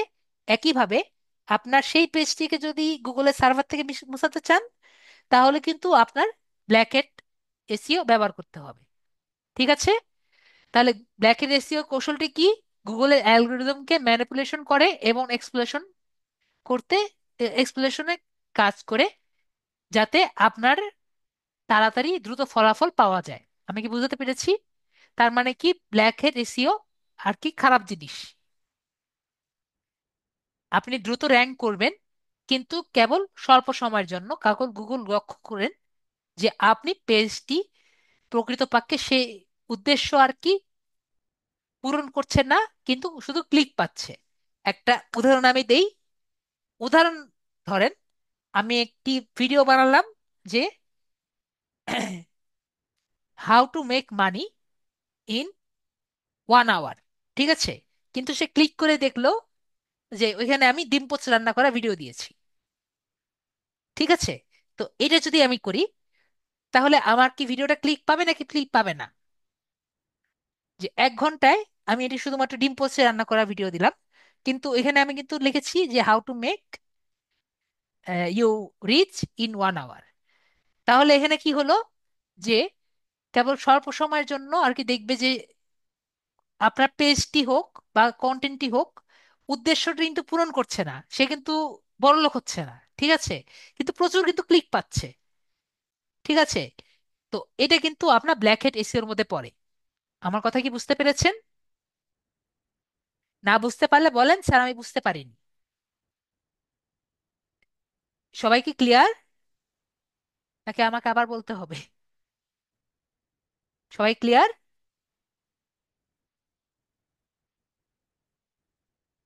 ফরহাদ ভাইয়া বুঝতে পারেননি? তো আমরা কি বুঝতে পারলাম? যে এই যে উদ্দেশ্য পূরণ হচ্ছে না, কিন্তু ক্লিক পাচ্ছে। তো আমরা সবাই বুঝতে পেরেছি বিষয়টা। খুবই ইজি জিনিস, যে আমার যে উদ্দেশ্য যেহেতু পূরণ করছে না, কিন্তু শুধু ক্লিক পাচ্ছে। তো এরকম যদি আর কি হয়, তাহলে কিন্তু আমাদের ব্ল্যাক হেট এসিওর মধ্যে আর কি পড়ে। তো এর মধ্যে আমার কি কি পড়ছে? একটা হলো লিঙ্ক স্প্যামিং, যে আমি বিভিন্ন জায়গায় গিয়ে যদি লিঙ্ক আর কি দিতে থাকি, তাহলে কিন্তু লিঙ্ক স্প্যামিং এর মধ্যে পড়ে। ঠিক আছে? তারপর হলো লিঙ্ক স্টাফিং, যে আমি একটি পেজ আর কি বানালাম, বা আমি যেমন আপনাদের বলি যে একটি জায়গায় একটি পোস্টে আপনি 4 থেকে 5টার বেশি কিওয়ার্ড ইউজ করবেন না, মানে হ্যাশট্যাগ ইউজ করবেন না। 5টা বা 6টার বেশি ব্যবহার করবেন না। কি জন্য বলি? কারণ এগুলা আপনার ব্ল্যাকেটের মধ্যে পড়ে, আপনারটা কিন্তু অনেক দিকে উঠে যাবে। তো ধরেন, আমি যদি এখানে দিতেই পারি, আমি একটি হেডফোন ইউজ করব, হেডফোন কিনবো, আমি হেডফোনের একটি পোস্ট বানিয়েছি, কিন্তু আমি এখানে দিলাম ধরেন ফোন দিয়ে দিলাম, ফোনের কিছু কিওয়ার্ড দিয়ে দিলাম। আমি কি বুঝতে পেরেছি যে ফোন সার্চ দিবে, ফোনের সাথে কিওয়ার্ড তো কিছু না হলে সম্পর্কিত, কিন্তু আমি তো ফোন সেল করছি না। আমি কি বুঝতে পেরেছি? তো ওনারা কি করে যাতে আপনার পোস্টটি বেশি দেখা যায়, তো আপনার ওভাবে করে কিওয়ার্ড গুলো স্টাফ করে। আমি কি বুঝতে পেরেছি বিষয়টা? তো কিওয়ার্ড আর কি স্টাফিংটাও কিন্তু আপনার ব্ল্যাক হেড এসিওর মধ্যে পড়ে। না বুঝতে পারলে বলবেন, আমি বুঝিয়ে দিব। তারপর হলো অতিরিক্ত অপটিমাইজড কিওয়ার্ড, এচটিএমএল ট্যাগস এবং হেডিং। একইভাবে আমরা যে বলেছি, আমরা হেডিং এবং এইচটিএমএল ট্যাগ কিন্তু আমরা কাজ করতে পারি। ঠিক আছে? আমরা যেমন টাইটেলে দেখতে পারি, হেডিংও কিন্তু ভালো মতো আমরা লিখতে পারি, লিখতে পারি না? আপনারা বলেন, আমরা কিন্তু হেডিংও বুঝি, ট্যাগও কিন্তু বুঝি। আমরা বুঝি না? আমার স্টুডেন্টরা কিন্তু বুঝে আশা করি। তো আমরা যদি হেডিং এবং ট্যাগ বেশি পরিষ্কার করে লিখতে যাই, মানে বেশি কিছু আর কি লিখতে চাই যেটা আমার না, তারপরেও যদি বেশি লিখতে চাই, তাও কিন্তু আমাদের ব্ল্যাকের মধ্যে পড়ে। যেরকম আমি বললাম, আমি হেডফোন বিক্রি করব, আমি লিখে দিয়েছি ফোন, লিখে দিলাম iPhone 7, লিখে দিলাম আরো কিছু অনেক যা যা আছে সব লিখে দিলাম। ঠিক আছে, এটাও কিন্তু ব্ল্যাকের মধ্যে পড়বে। অতিরিক্ত ছবি ব্যবহার করা, যেটা আমার দরকার না সেরকম আর কি ছবি ব্যবহার করলাম, এটাও কিন্তু ব্ল্যাকের মধ্যে পড়ে। ঠিক আছে? হিডেন টেক্সট বা লিঙ্ক, তো হিডেন টেক্সট বা লিঙ্কও কিন্তু আমার ব্ল্যাকের মধ্যে পড়ে। ঠিক আছে, হিডেন টেক্সট বা লিঙ্ক বলতে কি বোঝাচ্ছি? ধরেন আমি এখানে কোনো এরকম আমি এমনি ক্লিক করছি, আমরা ওয়েবসাইটে গেলেই দেখতে পারবো একটা জায়গায় ক্লিক করলে আমার অন্য জায়গায় চলে যাচ্ছে। এরকম কি আমরা দেখিনি? এরকম কি আমরা অনেক জায়গায়, মানে এমনি ক্লিক করিনি, মানে আমি অন্য মনে ছিলাম, অন্য জায়গায় ক্লিক করতে অন্য ওয়েবসাইটে চলে গিয়েছে, আমরা কি এরকম ফেস করেছি না অনেক সময়? এগুলো কিন্তু হিডেন টেক্সট থাকে বা লিংক থাকে, আমাকে অন্য ওয়েবসাইটে নিয়ে যায়। তো এগুলো কিন্তু আমাদের ব্ল্যাক হেড এসিওর মধ্যে কিন্তু পড়ে। কারণ আমি কিন্তু এখানে ট্রাফিক জেনারেট করার জন্য কিন্তু যাইনি, কিন্তু আমাকে জোর করে নিয়ে গিয়েছে। তো এগুলো কিন্তু ব্ল্যাক হেড এসিওর মধ্যে পড়ে, এগুলো আমরা করব না। আর লাস্টে হলো ব্যাকলিঙ্ক কেনা। আমরা ব্যাকলিঙ্ক আর কি সেল করি, কিন্তু আমরা যখন প্রচুর পরিমাণে খারাপ খারাপ ওয়েবসাইট থেকে আমরা যখন ব্যাকলিঙ্ক আর কি দিই, এগুলো কিন্তু ব্যাকলিঙ্ক কেনা বলে। ঠিক আছে? তো অনেক পরিমাণে ব্যাকলিঙ্ক যদি কিনি, তাও কিন্তু আপনার ব্ল্যাক হেড এসিওর মধ্যে পড়ে। ঠিক আছে, আমরা ভালো ভালো ওয়েবসাইটে যদি না দিই ব্যাকলিঙ্ক গুলো, যেগুলো আমরা নেক্সট ক্লাসে আরো ভালো মতো বুঝবো, ব্যাকলিঙ্ক মানে কিভাবে বুঝবো সামনের ক্লাসে যে কোন ওয়েবসাইটটি ভালো কোন ওয়েবসাইটটি খারাপ। যদি খারাপ ওয়েবসাইট থেকে আমরা ব্যাকলিঙ্ক গুলো আর কি বানাই, তারপরে আমরা ব্যাকলিঙ্ক যদি কিনে আমাদের ওয়েবসাইট গুলো র্যাঙ্ক করার চেষ্টা করি, তাহলে কিন্তু আমাদের ওয়েবসাইটটি ব্ল্যাক এসিওর মধ্যে পড়বে। কারণ আমরা খুব ভালো মতো জানি যে বেশি ওয়েবসাইটের সাথে আর কি লিঙ্ক যদি থাকে, ওই ওয়েবসাইটটিও র্যাঙ্ক করে। ঠিক আছে? তারপরে হলো কপি করা, টেক্সট করা, কপি টেক্সট করা, যেটা আমি অলরেডি বলেছি যে আরেকজনের টেক্সট যদি কপি করেন তাহলে আর কি আপনারটা র্যাঙ্ক মানে আহ, নেমে যাওয়ার সম্ভাবনা আছে। তো এরকম আরো অনেক কিছু করলে আপনাদের ব্ল্যাক হ্যাট করার সম্ভাবনা আছে। তো আমরা কি বুঝতে পেরেছি ব্ল্যাক হ্যাট এসইওটা কি? আশা করি ব্ল্যাক হ্যাট এসইও নিয়ে আমাদের মোটামুটি ধারণা হয়ে গিয়েছে।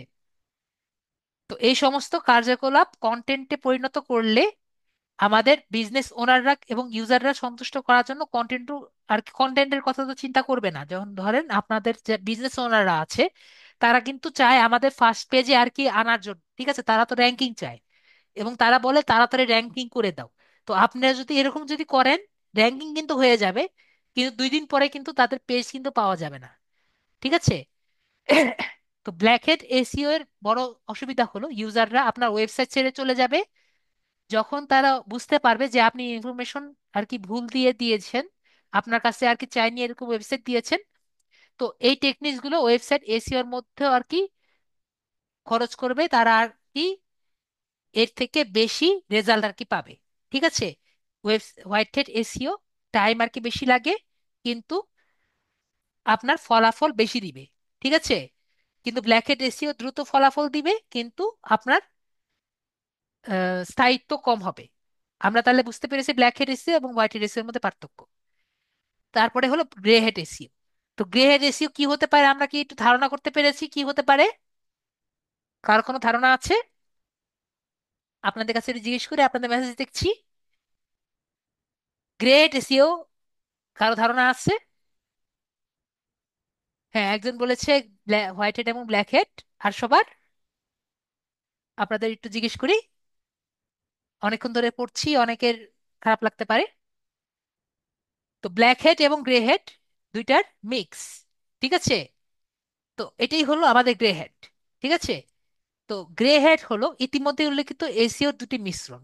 নাম থেকেই বোঝা যায় এটি গ্রে হেডে থাকা বোঝায়, যেখানে মনে হয় তারা সঠিক কাজ করছে, একই সময় গুগলের সমস্যার দিকে এগিয়ে যাচ্ছে, ঠিক আছে?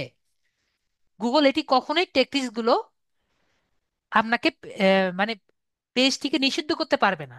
গ্রেহের যেটা আর কি করেছেন, এটাকে আপনাকে কখনো গুগল আপনাকে বের করতে পারবে না, কিন্তু আপনার সাইটের র্যাঙ্কিংটাকে বন্ধ করে দিতে পারে, ঠিক আছে? আপনাকে উপরের দিকে উঠাতে বন্ধ করতে পারে, কিন্তু আপনার সাইটটাকে অফ করে দিতে পারবে না। তাহলে এটার মধ্যে কি কি আছে? যেমন আপনি একটি অদক্ষ বট দিয়ে কন্টেন্টটি প্রকাশ করলেন, যেরকম আমি বললাম, চ্যাট জিপিটিতে জিজ্ঞেস করলেন একটি কন্টেন্ট রাইট করে দাও, ও কোনোভাবে লিখে দিল, আপনি কোনোভাবে একটি পোস্ট করে দিলেন, ঠিক আছে?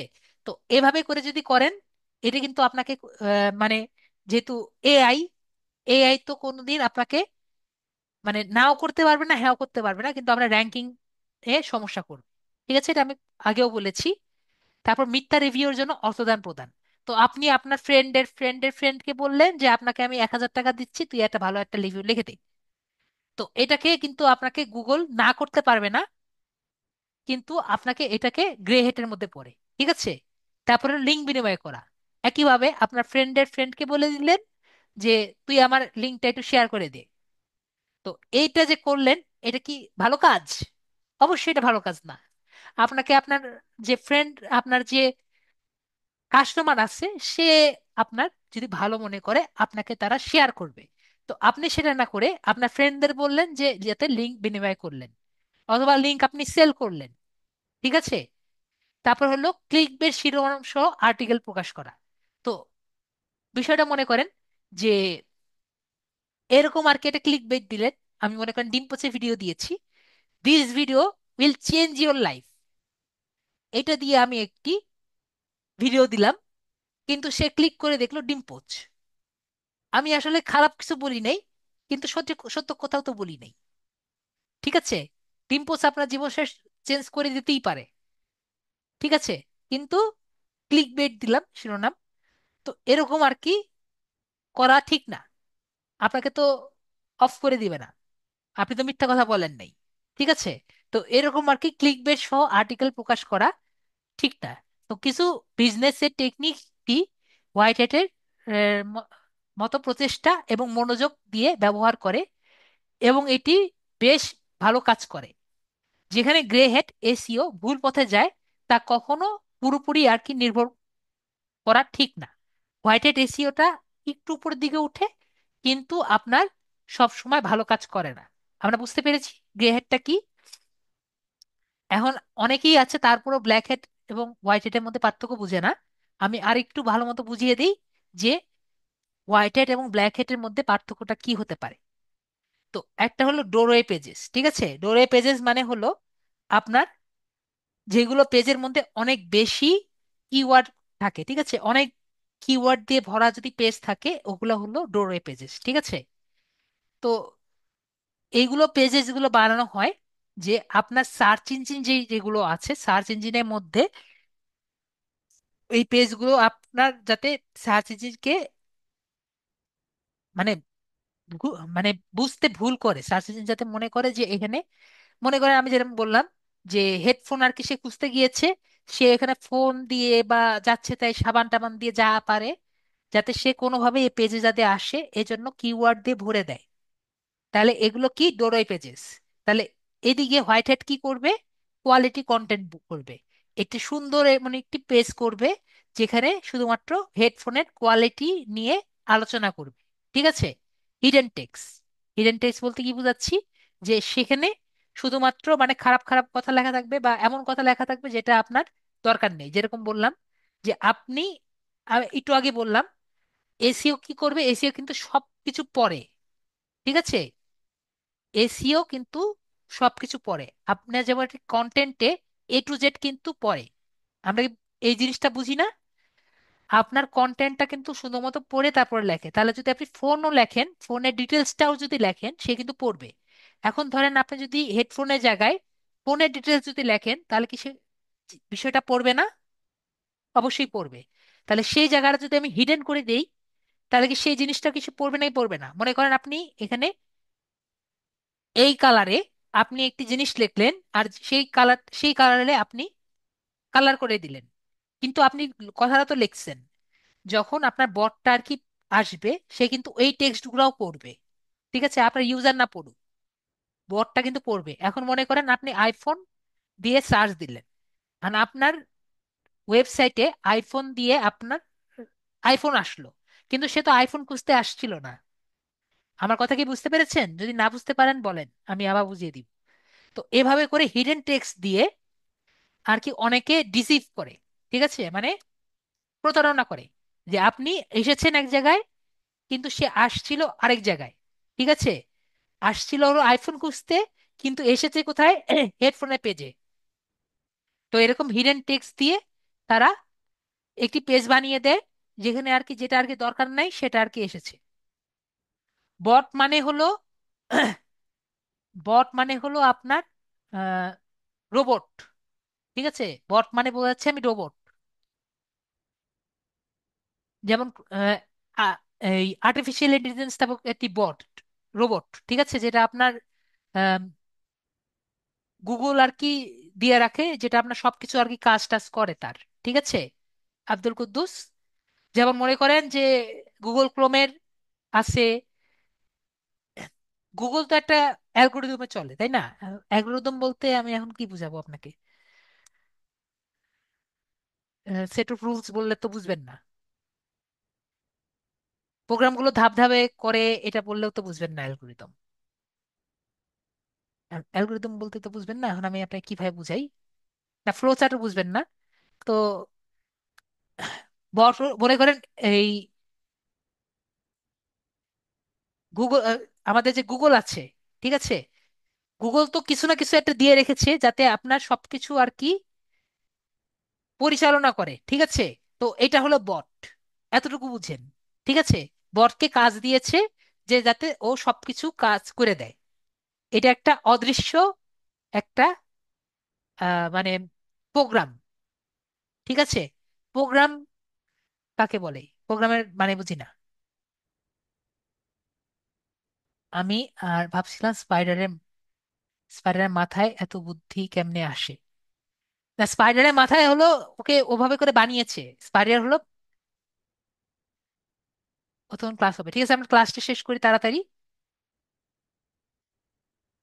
হ্যাঁ, ওই যে হলো স্পাইডার হলো রোবট, একটা রোবট টাইপের প্রোগ্রাম।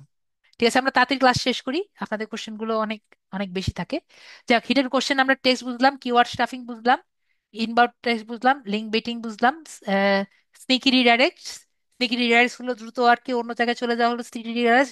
লিঙ্ক বেটিং হলো আমরা আর কি লিঙ্ক আর কি বেট করবো, এটা হলো লিঙ্ক বেটিং। ক্লোকিং বুঝলাম, যে আপনি ক্লোকিং বলতে বুঝাচ্ছি বুঝাচ্ছি হলো যে আপনার আইপি গুলো আর কি হাইড করা হলো ক্লোকিং। ইউজার এজেন্ট আপনার ক্লোকিং অনেক টাইপের হয়, ক্লোকিং 3 টাইপের হয়। একটা হলো আইপি বেসড ক্লোকিং হয়, ক্লোকিং মানে আপনার লুকানো, বাংলা কথায় ক্লোকিং হলো লুকানো। আইপি বেসড ক্লোকিং হয়, ইউজার এজেন্ট মানে কন্টেন্ট বেসড ক্লোকিং হয়, জাভাস্ক্রিপ্টের ক্লোকিং হয়। ঠিক আছে, 3 টাইপের ক্লোকিং হয়। তো ক্লোকিং মানে লুকানো, এতটুকু বুঝলেই হবে। ঠিক আছে, ক্লোকিং অনেক টাইপের হয়, আপনারা অনেকে বুঝবেন না, বাদ দেন। তো ইউজার মার্কআপ ল্যাঙ্গুয়েজ, তো ও সুন্দর মতো জিনিসটা আর কি উপস্থাপন করবে, সেটা হলো মার্কআপ ল্যাঙ্গুয়েজ। তারপর লিঙ্ক ম্যানিপুলেশন বা বাইং লিঙ্কস, তো এটা হলো লিঙ্ক ম্যানিপুলেশন বা বাইং লিঙ্কস বলতে আমরা লিঙ্ক কিনবো যদি আমরা ব্যাক লিঙ্ক করি, এটা আমরা বুঝতে পেরেছি। সাইট অপটিমাইজেশন মানে আমরা সাইটটাকে সুন্দর মতো বুঝাবো, সাইটটাকে সুন্দর মতো করবো, এটা হলো site white white hat SEO এর মধ্যে পড়ে। আর্টিকেল স্পিনিং, আর্টিকেল স্পিনিং মানে বুঝতে পেরেছি? আশা করি বুঝতে পারিনি। আর্টিকেল স্পিনিং হলো আর্টিকেল বারবার কপি করা, আমরা বুঝতে পেরেছি। আর্টিকেল বারবার কপি করা হলো আর্টিকেল স্পিনিং। একটা আর্টিকেল একটু চেঞ্জ করলাম না, বারবার মানে আবার একটু চেঞ্জ করে বারবার দিলাম। এটা হলো আর্টিকেল স্পিনিং। আর এখানে হলো keyword research and effective keyword use. ভালো মতো কিওয়ার্ডটা দেওয়া এবং আর্টিকেল ভাবে দেওয়া হলো হোয়াইট এসিওর কাজ। এবং লিঙ্ক ফার্ম, লিঙ্ক হুইলস এবং লিঙ্ক নেটওয়ার্কস, এগুলো হলো আমাদের ব্ল্যাক হ্যাট এসিও। আমি যতটুকু পারি দ্রুত বলার চেষ্টা করেছি, আশা করি বুঝতে পেরেছেন যতটুকু পারেন। ঠিক আছে আলিফ ভাইয়া, যতটুকু পারি চেষ্টা করছি বোঝানোর। বিষয়টা অনেক ব্রড, আমি জাস্ট একটু চিমটি কাটি আর কি, ঠিক আছে?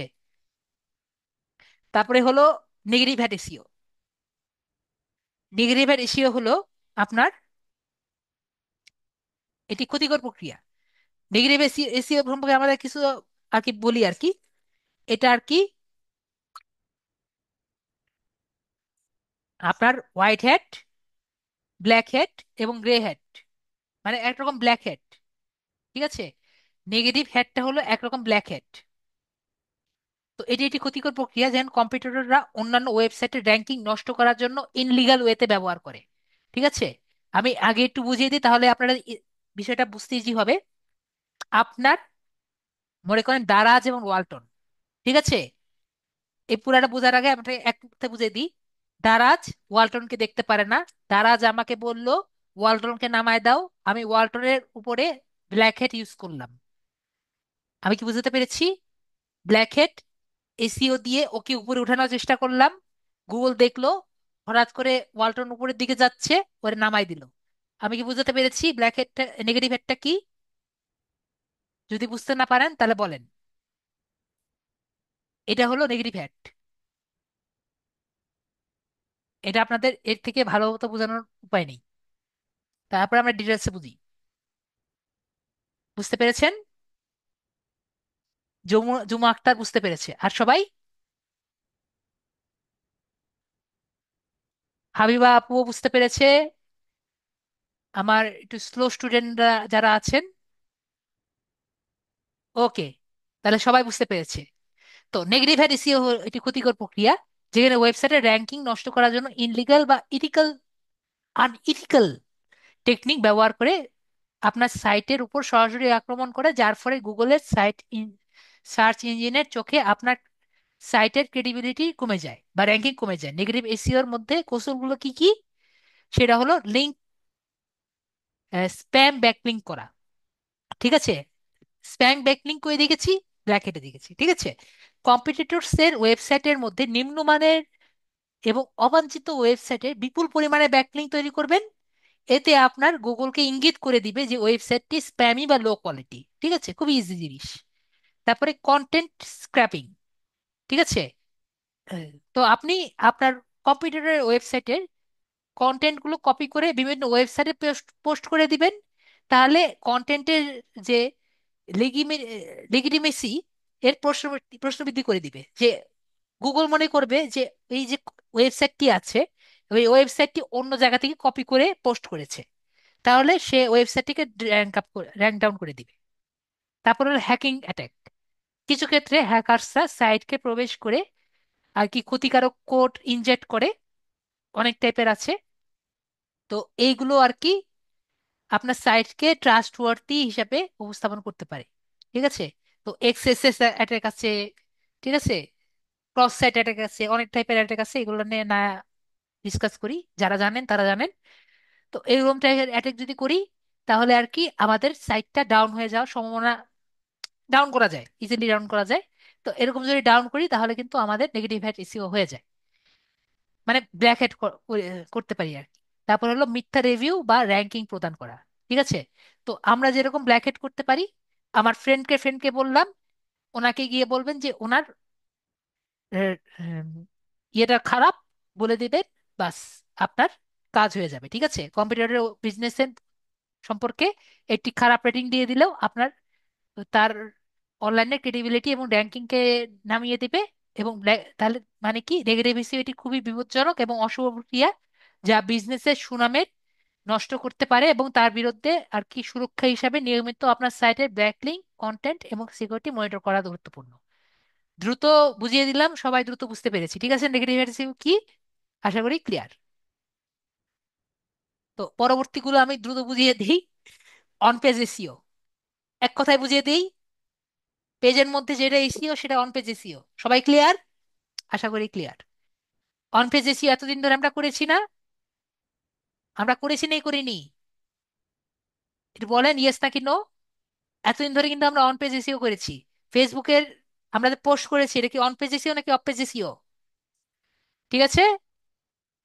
তো অন পেজ এসিও আপনার ওয়েবসাইটের মধ্যে এমন কার্যকলাপ বা সরাসরি আপনার ওয়েবসাইটের কন্টেন্ট এবং স্ট্রাকচারের মধ্যে কাজ করে, যাতে আপনার সার্চ ইঞ্জিনের মধ্যে ওয়েবসাইটটি আরো সহজে পাওয়া যায় এবং র্যাঙ্কিং এ উন্নতি করে। তো এর মধ্যে আছে কিওয়ার্ড অপটিমাইজেশন। ঠিক আছে, কিওয়ার্ড নির্বাচন করা এবং প্রাসঙ্গিক পৃষ্ঠায় ব্যবহার করা। ঠিক আছে। তো মেটা ডেসক্রিপশন কন্টেন্টে আর কি লেখা, উচ্চমানের কন্টেন্ট তৈরি। ঠিক আছে। কি কিওয়ার্ড অপটিমাইজেশন, কিওয়ার্ড ভালো মতো চয়েস করা। আপনি যদি ভালো মতো কিওয়ার্ড চয়েস করতে পারেন তাহলে আপনার র্যাঙ্ক আপ করবে, আমরা জানি। উচ্চমানের কন্টেন্ট তৈরি করা, আমাদের ছবি যদি ভালো হয়, কন্টেন্ট যদি ভালো হয়, তাহলে ইউজাররা পছন্দ করবে, আমরা জানি। Image optimisation. এখন এটা আমাদের জন্য একটু নতুন। ইমেজের ফাইল নেম, ইমেজের ফাইল নেম সম্পর্কে আমরা জানি। ধরেন আমি একটি আর্টিকেল লিখব, ঠিক আছে। আর্টিকেল লেখার সময় ইমেজের ফাইল নেমটা যদি আমি ডিম্পোজ দিই, ঠিক আছে, এ পিকচার অফ ডিম্পোজ। ঠিক আছে। তারপর অল্টার ট্যাগ, অল্টার ট্যাগটা কি? অল্টার ট্যাগ সম্পর্কে আমি এ পর্যন্ত আপনাদের বলি নাই। অল্টার ট্যাগ হলো, যদি কোনো কারণে আমার ইমেজ ফাইলটা না দেখা যায়, তাহলে এই অল্টারনেটিভ ট্যাগ দিয়ে, এই ট্যাগের মানে এখানে যা লিখবো সেটা আর কি দেখা যাবে। ঠিক আছে। তাহলে ইমেজ ফাইলটা মনে করেন কোনো কারণে লোড হলো না, তাহলে আমি এখানে লিখে দেবো কি? সবাই বলেন কি লিখবো? আমার যদি ডিম্পোচের কন্টেন্ট থাকে তাহলে এখানে কি লিখবো? এ পিকচার অফ ডিম্পোচ। হ্যাঁ। তো পিকচার অফ ডিম্পোচ, তো এখানে আমার ডিম্পোচের লেখা লিখবো। তো এরকম আমরা করতে পারবো এবং ক্যাপশনটা লিখবো ওই ডিম্পোচের। তো এরকম করে যদি আমরা অপটিমাইজেশন করি, তাহলে কিন্তু সুন্দর মতো আমাদের ইমেজ অপটিমাইজেশনটা হয়ে যায়। ঠিক আছে। তো আমাদের কিন্তু এভাবে করতে, এভাবে করে যদি আমরা ইমেজ অপটিমাইজেশন করি, আমরা কিন্তু খুব ভালো মতো ইমেজটা অপটিমাইজেশন করতে পারবো। ঠিক আছে। আমরা বুঝতে পেরেছি। ইমেজ অপটিমাইজেশন করলে কিন্তু আমরা সুন্দর মতো এই ওয়েবসাইটটা অপটিমাইজেশন করতে পারবো। তারপর হলো ইন্টারনাল লিঙ্কিং। ইন্টারনাল লিঙ্কিং বলতে বোঝাচ্ছে যে একটার সাথে আরেকটার ওয়েবসাইটের সাথে কানেকশন, আপনার ওয়েবসাইটের সাথে বিভিন্ন পৃষ্ঠার মধ্যে লিঙ্ক স্থাপন করা, যা আপনার সার্চ ইঞ্জিনের সাথে আপনার ওয়েবসাইটের স্ট্রাকচার বুঝতে সাহায্য করে। একটি ওয়েবসাইটের সাথে আরেকটা ওয়েবসাইটের সাথে যদি লিঙ্ক যদি থাকে, তাহলে আপনার ওয়েবসাইটটি আর কি ইন্টারনেটের সাথে আর কি স্ট্রাকচার আর কি হবে। এটা একটু আপনাদের জন্য অ্যাডভান্স, কিন্তু আপনার একটা ওয়েবসাইটের সাথে যদি আরেকটা ওয়েবসাইট যদি লিঙ্ক আপ থাকে, তাহলে আর কি ওয়েবসাইটটা বেটার হয়। এটা আপনারা যারা যারা ওয়েবসাইট ডেভেলপিং করবেন তারা আর কি ভালো মতো বুঝবেন। এটাও আপনার সেই ইয়ের মধ্যে থাকবে। ঠিক আছে, পেজের মধ্যে থাকবে। তো আমরা কি বুঝলাম? অন পেজ এসিও পেজের মধ্যে থাকবে। সবাই ক্লিয়ার? আশা করি ক্লিয়ার। তারপর হলো টেকনিক্যাল এসিও। টেকনিক্যাল এসিও কি হবে? যারা কোড নিয়ে কাজ করবে তারা টেকনিক্যাল এসিওতেই করবে, আমি দ্রুত বলে দিই। টেকনিক্যাল এসিও হলো টেকনিক্যাল দিকগুলো আর কি আলোচনা করবে, যেগুলো সার্চ ইঞ্জিন অপটিমাইজেশনের জন্য কার্যকর এবং সাইট ক্রল করতে এবং ইন্ডেক্স করতে পারে। তো এর মধ্যে কি কি হলো? একটা হলো সাইট স্পিড অপটিমাইজেশন, যে আপনার ওয়েবসাইটটি দ্রুত আর কি যাতে লোড করে সেটা আর কি দেখবে। আপনার একটা ওয়েবসাইট যদি দ্রুত লোড না করে, আপনার কিন্তু সেখানে আর কি থাকবে না। ঠিক আছে। তারপরে হলো মোবাইল ফ্রেন্ডলিনেস। তো আপনার ওয়েবসাইটটি যদি মোবাইলের জন্য ভালো না কাজ করে, তাহলে কিন্তু আপনার ওয়েবসাইটটি ভালো মতো আর কি চালাতে ভালো লাগবে না। ঠিক আছে। তারপর এসএসএল সার্টিফিকেট। তো এসএসএল সার্টিফিকেটটা কি আমি এক কথায় বুঝিয়ে দিই। আমরা যখন ওয়েবসাইটে যাই, অনেকে কিন্তু দেখেন যে এইচটিটিপিএস দেখা যায়, ঠিক আছে, hyper text transfer protocol security. তো এটা হলো এইচটিটিপিএস। ঠিক আছে, secured, sorry secured, hyper text transfer protocol secured, এটা হলো এইচটিটিপিএস। তো এখানে যে এইচটিটিপিএস বললাম, তো এই যে এই জিনিসটা নেওয়ার জন্য আপনার এসএসএল সার্টিফিকেটটা লাগবে। তো আপনি যদি এইচটিটিপিএস সার্টিফিকেট না নেন, তাহলে কিন্তু আপনার এই ওয়েবসাইটের সিকিউর না, এটা বুঝতে পারবে না। তো এটাও কিন্তু আপনার ক্রিটিক্যাল এসইওর মধ্যে পড়বে। তারপর হলো সাইট ম্যাপ এবং রোবট টিএক্সটি ফাইল। এটা আমি আপনাদের লাস্ট ক্লাসে একটু বুঝিয়ে দিব ডিটেলস ভাবে। তো সাইট ম্যাপটা সম্পর্কে একটু বুঝিয়ে দিই। আপনাদের যখন একটি বই পড়েন, ঠিক আছে, বইয়ের একটা আম, সূচিপত্র থাকে না? তো এরকম গুগল আপনার যদি একটা সূচিপত্র থাকে, এটা হলো সাইট ম্যাপ। ঠিক আছে? তো রোবট এবং টিএক্সটি ফাইল, এটা হলো আপনার একবার বাংলা কথায় বুঝিয়ে দেওয়ার চেষ্টা করলাম। আমরা কি এতটুকু বুঝতে পেরেছি? তো সাইট ম্যাপে দেওয়া থাকে আপনি কোন কোন গুগল কোন কোন ওয়েবসাইটে ঢুকবে, এবং রোবট ডট টিএক্সটি ফাইলে থাকে কোন কোন ওয়েবসাইটে গুগল ঢুকবে না। আমরা কি বিষয়টা বুঝতে পেরেছি একটু? যারা আবার একটু স্লো লার্নার, আমরা কি বুঝতে পেরেছি? আমরা স্লো লার্নার যারা আছে একটু বলেন, একটু বুঝি। সূচিপত্র কি আমরা চিনি? বইয়ের সূচিপত্র, এরকম আপনার ওয়েবসাইটের সূচিপত্র, ওয়েবসাইটের সূচিপত্র আছে না? সেরকম ওয়েবসাইটের সূচিপত্র, যে এখানে সাইট ম্যাপের মধ্যে সূচিপত্র লেখা থাকে যে আপনার কোন কোন ওয়েবসাইটে ঢুকবে, রোবট টিএক্সটি লেখা থাকে কোন কোন সূচিপত্রে সে ঢুকবে না। তো আপনার এটা প্রশ্ন থাকতে পারে কেন রোবট টিএক্সটি ফাইল ইউজ করব? যেমন ধরেন যে একটি ওয়েবসাইট আপনার মাত্র বানানো হচ্ছে, ঠিক আছে, তো আপনি চাচ্ছেন না ওই ওয়েবসাইটটা আপনার ঢুকাবে না, ওয়েবসাইটে গুগল ঢুকবে না। তো সেসব জায়গায় আপনি রোবট টিএক্সটি ফাইল দিবেন, এতটুকু বুঝলেই হলো। তারপরে হলো of page SEO. Of page SEO কি হতে পারে? অফ পেজ এসইও হলো যেসব পেজে, ধরেন এক কথায় আমি বুঝিয়ে দিই, অন পেজ এসইও যদি আপনার সেই পেজে হয় যে পেজে আপনি কাজ করছেন, তাহলে অফ পেজ এসইও কি হবে? বাইরের পেজ। ঠিক আছে? যদি ফেসবুক পেজ যদি হয় যে আপনি সেই পেজে কাজ করছেন, তাহলে অফ পেজ পেজ কি হবে? উদাহরণ, পিন্টারেস্ট হবে। আমি কি বুঝতে পেরেছি? এটা হবে অফ পেজ পেজ। এক কথায় বুঝিয়ে দিলাম। তো অফ পেজ পেজ হলো আপনার ওয়েবসাইটের বাইরে কার্যকলাপ যা আপনার ওয়েবসাইটের র্যাঙ্কিং এর জন্য উন্নত করে। ঠিক আছে? যেমন ধরেন আপনি একটি যেমন একটি উদাহরণ আমি দিয়ে দিই, আরো ভালো মতো বুঝতে পারবেন। আমরা আর্টিকেল রাইটিং করেছিলাম না, মনে আছে সবার? আর্টিকেল রাইটিং এ যখন আমি ব্যাকলিঙ্ক করেছিলাম, সবার মনে আছে? তো ব্যাকলিঙ্কে আমি কি কখনো লিঙ্কডইনের লিঙ্ক দিয়েছি? আমি কখনো রেফারেন্স দিয়েছি লিঙ্কডইনের? আমি অবশ্যই যেখান থেকে পোস্টটি নিয়েছি সেই জায়গার আমি লিঙ্ক দিয়েছি, তাই না? তাহলে সেটা কি হবে? সেটা কিন্তু অন্য পেজের না, সেটা কিন্তু আমাদের একটি অফ পেজের উদাহরণ হয় না? আমি কি বুঝতে পেরেছি? সেটা কিন্তু আমার অফ পেজ, সেটা কিন্তু আমার সেই পেজের না, লিঙ্কডইনের পেজের না, সেটা কিন্তু অফ পেজ। আমরা কি বুঝতে পেরেছি? না বুঝতে পারলে বলেন, আমি ক্লাসে পরে বুঝিয়ে দিব। তো আমরা ওয়েবসাইটে মানসম্পন্ন ব্যাকলিঙ্ক তৈরি করা, যার গুগলের জন্য সাইটের ক্রেডিবিলিটি বা বিশ্বাসযোগ্যতা বৃদ্ধি করে। তো social media marketing content share করা এবং ইন্টারাকশন করা, এটাও কিন্তু অফ পেজের মধ্যে পড়ে। লিঙ্কিং বিল্ডিং আমি বুঝিয়েছি, সোশ্যাল মিডিয়া মার্কেটিং বুঝিয়েছি। আমার পেজটা যদি আমি আহ, ধরেন আমার একটি পেজ হলো, একটা ওয়েবসাইট আছে যে সুদীপ ডিজিটাল মার্কেটিং .com, একটা ওয়েবসাইট আছে, সেটা যদি আমি ফেসবুকে আর কি পোস্ট করি, সেটা কিন্তু অফ পেজ এসইও পড়বে। ঠিক আছে? তাহলে এই যে সোশ্যাল মিডিয়া মার্কেটিং এ আমি দিলাম, মানে ফেসবুকে দিলাম, পিএন্টারেস্টে দিলাম, তাহলে সবাই কিন্তু আমাকে দেখবে। এই সুদীপ সরকার ডিজিটাল মার্কেটিং .com যে আছে, এটা আমি সোশ্যাল মিডিয়ায় যদি দেই, তাহলে সবাই কিন্তু দেখবে, ফেসবুকে দেখবে, টুইটারে দিবে, দিয়ে দিলাম, পিন্টারেস্টে দিলাম, সবাই কিন্তু দেখলো। তারপর এই যে সুদীপ সরকার ডিজিটাল মার্কেটিং .com, এটা আমি গেস্টদের বললাম, বিভিন্ন ধরনের লোকদের বললাম যে তুমি ব্লগ করো। ঠিক আছে? তাহলে ওয়েবসাইটে গেস্ট পোস্ট লিখে যদি আমি সাইটে আর কি তাদেরকে দিয়ে আর কি দেই, তাহলে ওরা যদি ব্যাকলিঙ্ক আর কি দেয়, তাহলে কিন্তু এটাকে প্রমোশন করা হবে। ঠিক আছে? তাহলে গেস্ট ব্লগিং বুঝতে পেরেছি।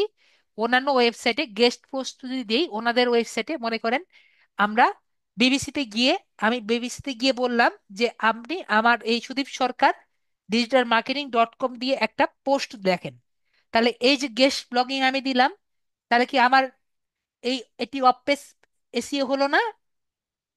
তাহলে এই যে অফ পেজ এসইও করলাম, এটা কিন্তু অন্যান্য সাইটে গিয়ে আমি কিন্তু আমার নিজের এসইওটা করতে পারি। তারপরে হলো ইনফ্লুয়েন্সার মার্কেটিং। ধরেন আমি আমার এই যে সুদীপ সরকার ডিজিটাল মার্কেটিং যে আছে, আমি সালমান দিকে বললাম যে আপনি আমার এই পেজের একটি প্রচার করে দেন। ঠিক আছে, ওনাকে কিছু টাকা পয়সা দিয়ে দিলাম। তো উনি ওনার পেজে একটি ভিডিও করে দিল আমার পেজকে নিয়ে, ঠিক আছে, আমার ওয়েবসাইটটাকে নিয়ে। তাহলে এটা ইনফ্লুয়েন্সার মার্কেটিং হলো না? ইনফ্লুয়েন্সারের মাধ্যমে আপনার সাইট বা প্রোডাক্টকে প্রচার করা। তো আমরা বুঝতে পেরেছি বিষয়টা। তো এগুলো দিয়ে আমরা অফ পেজ, অফ পেজ এসিওটা বুঝতে পেরেছি সবাই। এতটুকু বুঝতে পারেননি এমন কি কেউ আছে? অফ পেজটা কি,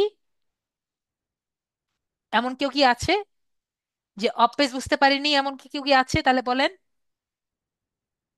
এমন কেউ কি আছে? জুমা আক্তার বুঝতে পেরেছি, এটা আমি আগে থেকেই জানি, জুমা আক্তার আপু বুঝতে পেরেছি। আমার স্লো স্টুডেন্ট বুঝতে পেরেছে, এমন কি আছে slow student? Slow learner, I mean slow learner. তাহলে সবাই বুঝতে পেরেছে, ঠিক আছে। তাহলে আপনাদের এসিও ক্লাস লাস্টে হলো লোকাল এসিও, সবচেয়ে ইজি জিনিস সেটা হলো লোকাল এসিও।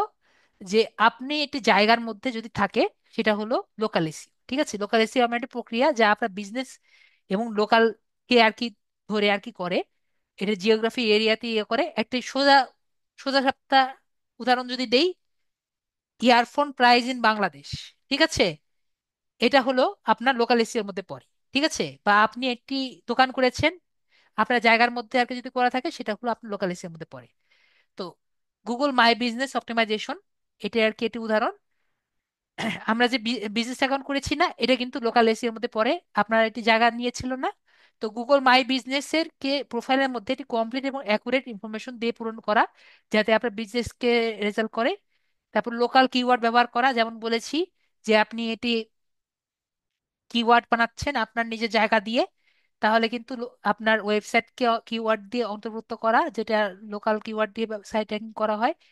তারপর লোকাল ডাইরেক্টরি লিস্টিং করা, আপনার বিজনেসকে ডাইরেক্টরি ওয়েবসাইট কি করা, ওই একই কথা।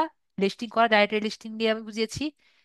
লোকাল ডাইরেক্টরি লিস্টিং আমরা জানি না, a to Z bookmarking, directory listing কিন্তু একটা।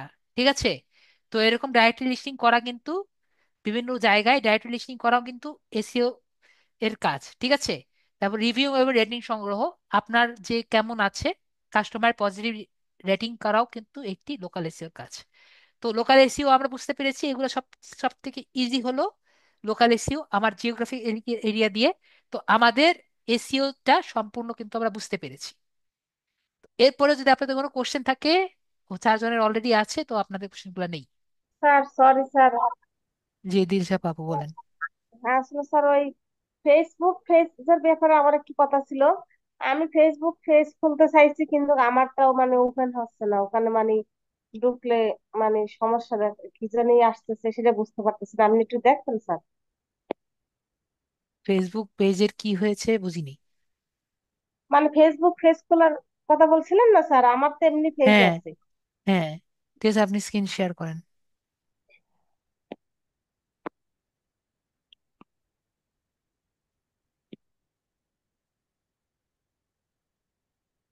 হয়েছে স্যার? শেয়ার হয়েছে স্যার? হ্যাঁ, শেয়ার হয়েছে। মানে আমি যে ফেসবুক পেজটা খুলবো, আমি যদি এখানে যাই, হ্যাঁ এখান বলবে থেকে দেখি। আমি এখান থেকে দেখাইনি পেজ খোলার। যাই হোক, আপনি পেজ তো খুলে ফেলেছেন, তাহলে তার সমস্যা কি? আমার পেজ কি এখন খুলো স্যার? পেজ তো খোলা আছে, কিন্তু আমি পেজ খোলা তো এখান থেকে দেখাইনি। যাই হোক, এখন বলেন সমস্যা কি হয়েছে বলেন। এই যে আমার যে এখন যে পেজটা, আর যে ফেসবুক পেজ যেটা বলছেন আপনি, যেটা মানে বিজনেস পেজ, ওটা আর এটা তার এক না? একই তো, পেজ তো একই, কিন্তু আপনি আমরা বিজনেস ম্যানেজার নিয়ে কথা বলছি, তাই না? ফেসবুক বিজনেস ম্যানেজার আর ফেসবুক পেজ তো এক জিনিস না। একটা কন্ট্রোল সেন্টার, একটা ফেসবুক বিজনেস ম্যানেজার, দুটো তো এক না। বলেন, ধরেন আম, আমি কিভাবে বোঝাই, একটা হলো মালিক, একটা কর্মচারী, দুটো কি এক জিনিস? না। তাহলে কর্মচারী হলো, আপনি ধরেন ফেসবুক পেজ, আর মালিক হলো বিজনেস ম্যানেজার। দুটো কি এক হলো? না, তাহলে আপনি এই বিজনেস ম্যানেজার দিয়ে আপনি আপনার পেজকে কন্ট্রোল করতে পারছেন। আমি কি বুঝতে পেরেছি? স্যার আসলে এটাই তো বুঝতেছি না। ফেসবুক পেজ দিয়ে মানে? আমি আবারও বলছি, ফেসবুক বিজনেস ম্যানেজার যে আছে মনে করেন সে হলো মালিক। জি জি ঠিক আছে? এবং জি। বিজনেস ফেসবুক পেজ হলো, এরা হলো কর্মচারী। কর্মচারী, জি ঠিক আছে? তাহলে জি। এই বিজনেস ম্যানেজারের উপরে নাকি নিচে? নিচে। ফেসবুক বিজনেস ম্যানেজার কি উপরে হবে নাকি নিচে হবে? ম্যানেজার তো উপরে হবে। হ্যাঁ, ম্যানেজার উপরে হবে। তো ম্যানেজার কি পেজের কথায় চলবে নাকি পেজ ম্যানেজারের কথায় চলবে? পেজ ম্যানেজারের কথা চলবে। হ্যাঁ, পেজ ম্যানেজারের কথায় চলবে। ঠিক আছে? তাহলে এখন আপনি, ঠিক আছে, তাহলে ম্যানেজারকে বলে দিবেন, আপনি যেহেতু মালিক, তাই না? আপনি ম্যানেজারকে বলে দিবেন তোমার পেজকে এই কাজ করতে বলো, এই কাজ করতে বলো, তাই না? এখন আপনি আগে যেটা করতেন, কর্মচারীকে বলতেন যে তুমি পেজ নাম্বার এ তুমি খাও, তুমি এই বাসন ধোও, তুমি এই কাপড় চোপড় ধোও, তুমি এই সব করো, এই করো, তাই বলতেন না? তাহলে এখন আপনি শুধু ম্যানেজারকে বলবেন, আর ম্যানেজার আলাদা, ম্যানেজার এখন এই কাজগুলো করে দিবে। আমি কি বুঝতে পেরেছি? বুঝতে পারছি। আপনি কি বুঝলেন? এই যে আমার যে এখানে যে পেজটা খোলা আছে স্যার, এটা দিয়ে তার বিজনেস হবে না সেটা বলতে চাইছিলাম আমি। কেন হবে না? এটা দিয়ে হবে? হ্যাঁ, এটা দিয়ে হবে। এখন আমি যেটা আপনাকে বললাম, আপনি কি বুঝতে পেরেছেন নাকি সেটা বলেন। হ্যাঁ স্যার, কিছুটা তো বুঝতে পারছি যে আপনি যে বলতেছেন মানে আপনার আমি যদি আন্ডারে 4টা পেজ থাকে, আপনার যদি 4টা বিজনেস থাকে, যে ঠিক আছে, আপনার 4টা বিজনেসে আলাদাভাবে পোস্ট দেওয়া কষ্ট না? যে তাহলে একটা একটা জায়গায় গিয়ে যদি 4টা পোস্ট দেওয়া যেত তাহলে বেটার হতো না? যে ইজি হতো না? যে এক, নাকি আপনি শুধু জি জি বলতেছেন, না বুঝে বুঝে জি জি বলতেছেন? আমার এখানে তো অলরেডি দুইটা পেজ খোলা আছে স্যার। হ্যাঁ, আপনার 2টা পেজ খোলা আছে। এখন 2টা পেজে আপনার আলাদা আলাদা ভাবে গিয়ে পোস্ট করা কি কষ্ট, নাকি এক জায়গায় গিয়ে 2টা পোস্ট করা ইজি? আলাদা আলাদা ভাবে করলে তো মানে কষ্ট করে করতে হয়, আর এক জায়গায় করলে তো সেটা ইজি। ইজি না? তাহলে এটাই হলো বিজনেস ম্যানেজার। ঠিক আছে? জি ওইখানে জি জায়গাটা একটু মানে কঠিন জায়গা, কিন্তু একবার বুঝে গেলে ওইখানে আপনি এক জায়গায় গিয়েই সব পেজগুলো একসাথে থাকে, আপনি যেখানে খুশি সেখানে আপনি পোস্ট করতে পারবেন। জি। And সেই জায়গাটা আমি এখানে কিভাবে তৈরি করবো সেটাই তো স্যার বুঝতে পারতেছি না। এটা বলেন যে আমি বুঝতে পারতেছি না, আমি বিজনেস ম্যানেজারে কিভাবে যাব। জি স্যার, সেটাই তো বুঝতে পারতেছি না। ঠিক আছে, তাহলে আপনি এখান থেকে বের হন। আমি তো বিজনেস ম্যানেজারে ফেসবুক অ্যাপ কি দেখিয়েছি? ও, সেটা দেখানো নাই তাই না স্যার? সরি। আমি না যে আমি ফেসবুক অ্যাপ তো দেখাইনি আমি কোথাও। তো আপনি এখান থেকে বের হন। বের হয়েছি স্যার। হ্যাঁ, তাহলে আপনি গুগলে ঢুকেন, মানে গুগল ক্রোমে ঢুকেন।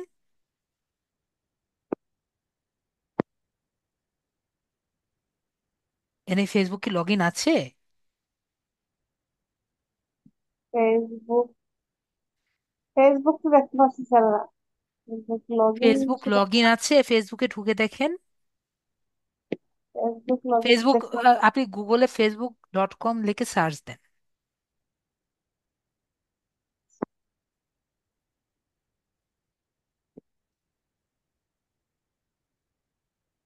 বাংলা ফেসবুক লিখলে হবে না, ইংরেজি দেখতে হবে ফেসবুক। দেন ফেসবুক লেখেন, ফেসবুকে ক্লিক করেন, ডেস্কটপ মোডটা অন করেন। ডেস্কটপ মোড থ্রি ডটস উপরে আছে, থ্রি ডটস। জি স্যার। হ্যাঁ, ডেস্কটপ মোডটা অন করেন, ডেস্কটপ সাইট জি অন করছি স্যার। ক্লিক করেন, ক্লিক করেন। আপনাকে কামড় দিবে না, ক্লিক করেন ডেস্কটপ সাইটে। এই যে দেখেন হোম স্ক্রিনের নিচে ডেস্কটপ সাইট দেখা যাচ্ছে। ওরা তো ক্লিক করছে স্যার, এখন হোম স্ক্রিনের নিচে এই যে হ্যাঁ স্যার পাইছি।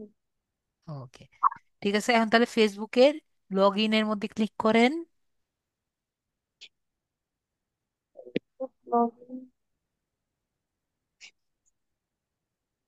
সেটা তো দেখতে পাচ্ছি না স্যার আমি এখান থেকে। তাহলে একটু আপনি বড় করতে হবে যেহেতু মোবাইলটা ছোট, তাই না? হ্যাঁ, ডান দিকে যান। এত বড় করতে বলিনি যে আপনি দেখতে পারবেন না। এখানে আপনার কই বাম পেজ? দিক, এখন আমার ডান দিক আপনার বাম দিক তো সমান নাও হতে পারে। আপনার ওই পাশে যান, স্যার উপরে এখানে যান, উপরে যান, উপরে যান, উপরে যান। হ্যাঁ, ফেসবুক লগ ইনে ক্লিক করেন, লগ ইন ও সাইন আপ। একদম উপরে তো না স্যার, এই যে ফেসবুক লগ ইন। হ্যাঁ, লগ ইন সাইন আপে ক্লিক করেন। ওকে, তার মানে আপনার এটা অ্যাপ ছাড়া হবে না, আপনি কিউই ব্রাউজারে যান।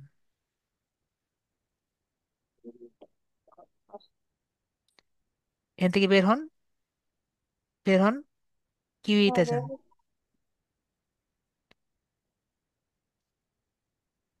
এইটা হ্যাঁ, এখান থেকে ফেসবুকে ঢুকেন।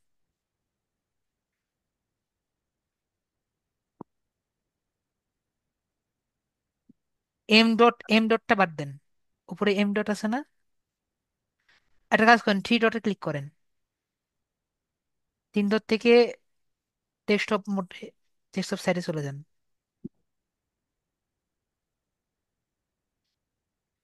আর উপরে দেখেন তো, আগে গুগলে যান, ওখানে গুগলে যান, গুগল থেকে facebook.com-এ যান। গুগল। মানে ইউআরএল এ লেখেন গুগল, হ্যাঁ গুগল লেখেন।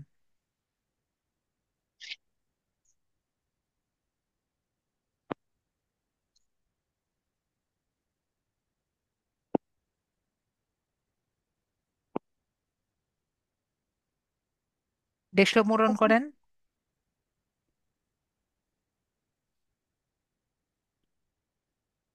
আর এখানে ডেস্কটপ সাইট। হ্যাঁ, ডেস্কটপ সাইট।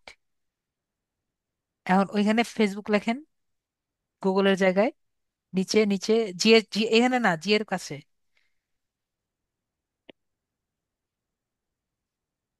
এখানে হ্যাঁ, নিচেরটায়,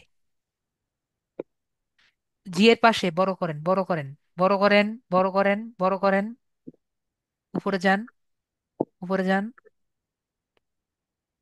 হ্যাঁ, গুগল অ্যাকাউন্ট লেখা আছে, এখানে লেখেন, ওই যে উপরে দেখেন গুগল অ্যাকাউন্ট লেখা আছে। ও ভগবান, ডান দিকে যান। আপনি ক্লিক কেন করেছেন? ডান দিকে যান। এখন তো মানে ফোর বের জিবি। হন, বের হন, বের হন, বের হন, বের হন। ওই যে দেখেন উপরে গুগল লেখা আছে, বড় করেন, বড় করেন। ওই যে, ওই যে উপরে উপরে বড় বড়, বড় করেন, বড় করেন। গুগল লেখা আছে উপরে। আপনার আমি শেখানোর চেষ্টা করছি, উপরে দেখেন, আরেকটু উপরে যান, আরেকটু উপরে যান, আরেকটু উপরে যান। লক যে তালার পাশে যে গুগল আছে ওটার পাশে। এর উপরে যান, এর উপরে যান, ওই যে দেখছেন গুগল লেখা আছে যে জি এর পাশে গুগল। জি জি জি। ওখানে কি ক্লিক করা যায়? দেখেন তো, ক্লিক করে লেখা যায় নাকি কিছু? ও, হ্যাঁ, কংগ্রেচুলেশন, আপনি লিখতে পারেন। এখন এটা কাটেন, কাটে ফেসবুক লেখেন।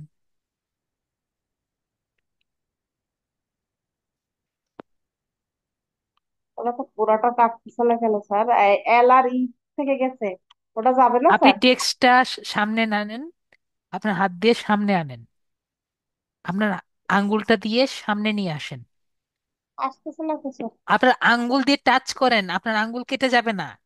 আপনার আঙ্গুল, হ্যাঁ, ঠিক আছে। ওটাই দিয়ে তো খুব প্রেসার স্যার। হ্যাঁ, এতে ফেসবুক ফেসবুক লেখেন।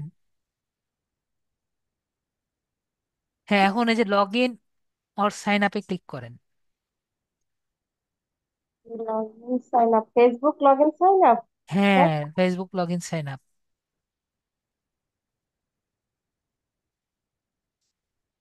থ্রি থ্রি ডটে ক্লিক করে আবার ডেস্কটপ সাইটটা অন করেন।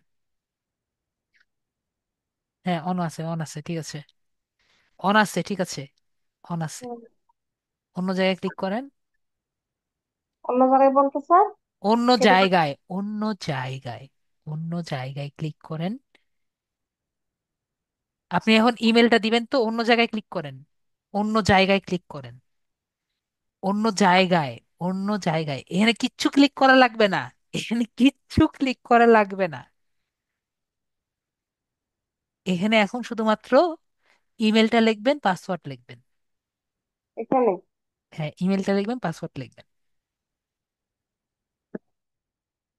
পাসওয়ার্ড আমি একটা দিলেই হবে স্যার, না ফেসবুক পাসওয়ার্ড লাগবে আমার? ফেসবুক পাসওয়ার্ড লাগবে, ফেসবুকে পাসওয়ার্ড লাগবে। ফেসবুক পাসওয়ার্ড মানে আপনি আমার যদি, এটা হ্যাঁ যে ফেসবুক, অনলাইন আর ফেসবুক থেকে এম যে ছোট হাতের হবে, এম ছোট হাতের হবে, দেখেন এম ছোট হাতের হবে। আর আপনি যদি ভুলে যান তাহলে পরে আপনি নেক্সট ক্লাসে এটা জয়েন করে এসেন, আমি আপনাকে দেখিয়ে দিব, কোনো সমস্যা নেই, আস্তে ধীরে করেন। ঠিক আছে? Thank you sir. এখন এক রাত হয়ে গেছে স্যার, গুড নাইট, আপনি এখন থেকে ঘুমান, খাওয়া দাওয়া করে আমাকে অনেক ডিস্টার্ব করলাম, জানালাম। ওকে, ঠিক আছে, সবাই ভালো থাকবেন, গুড নাইট।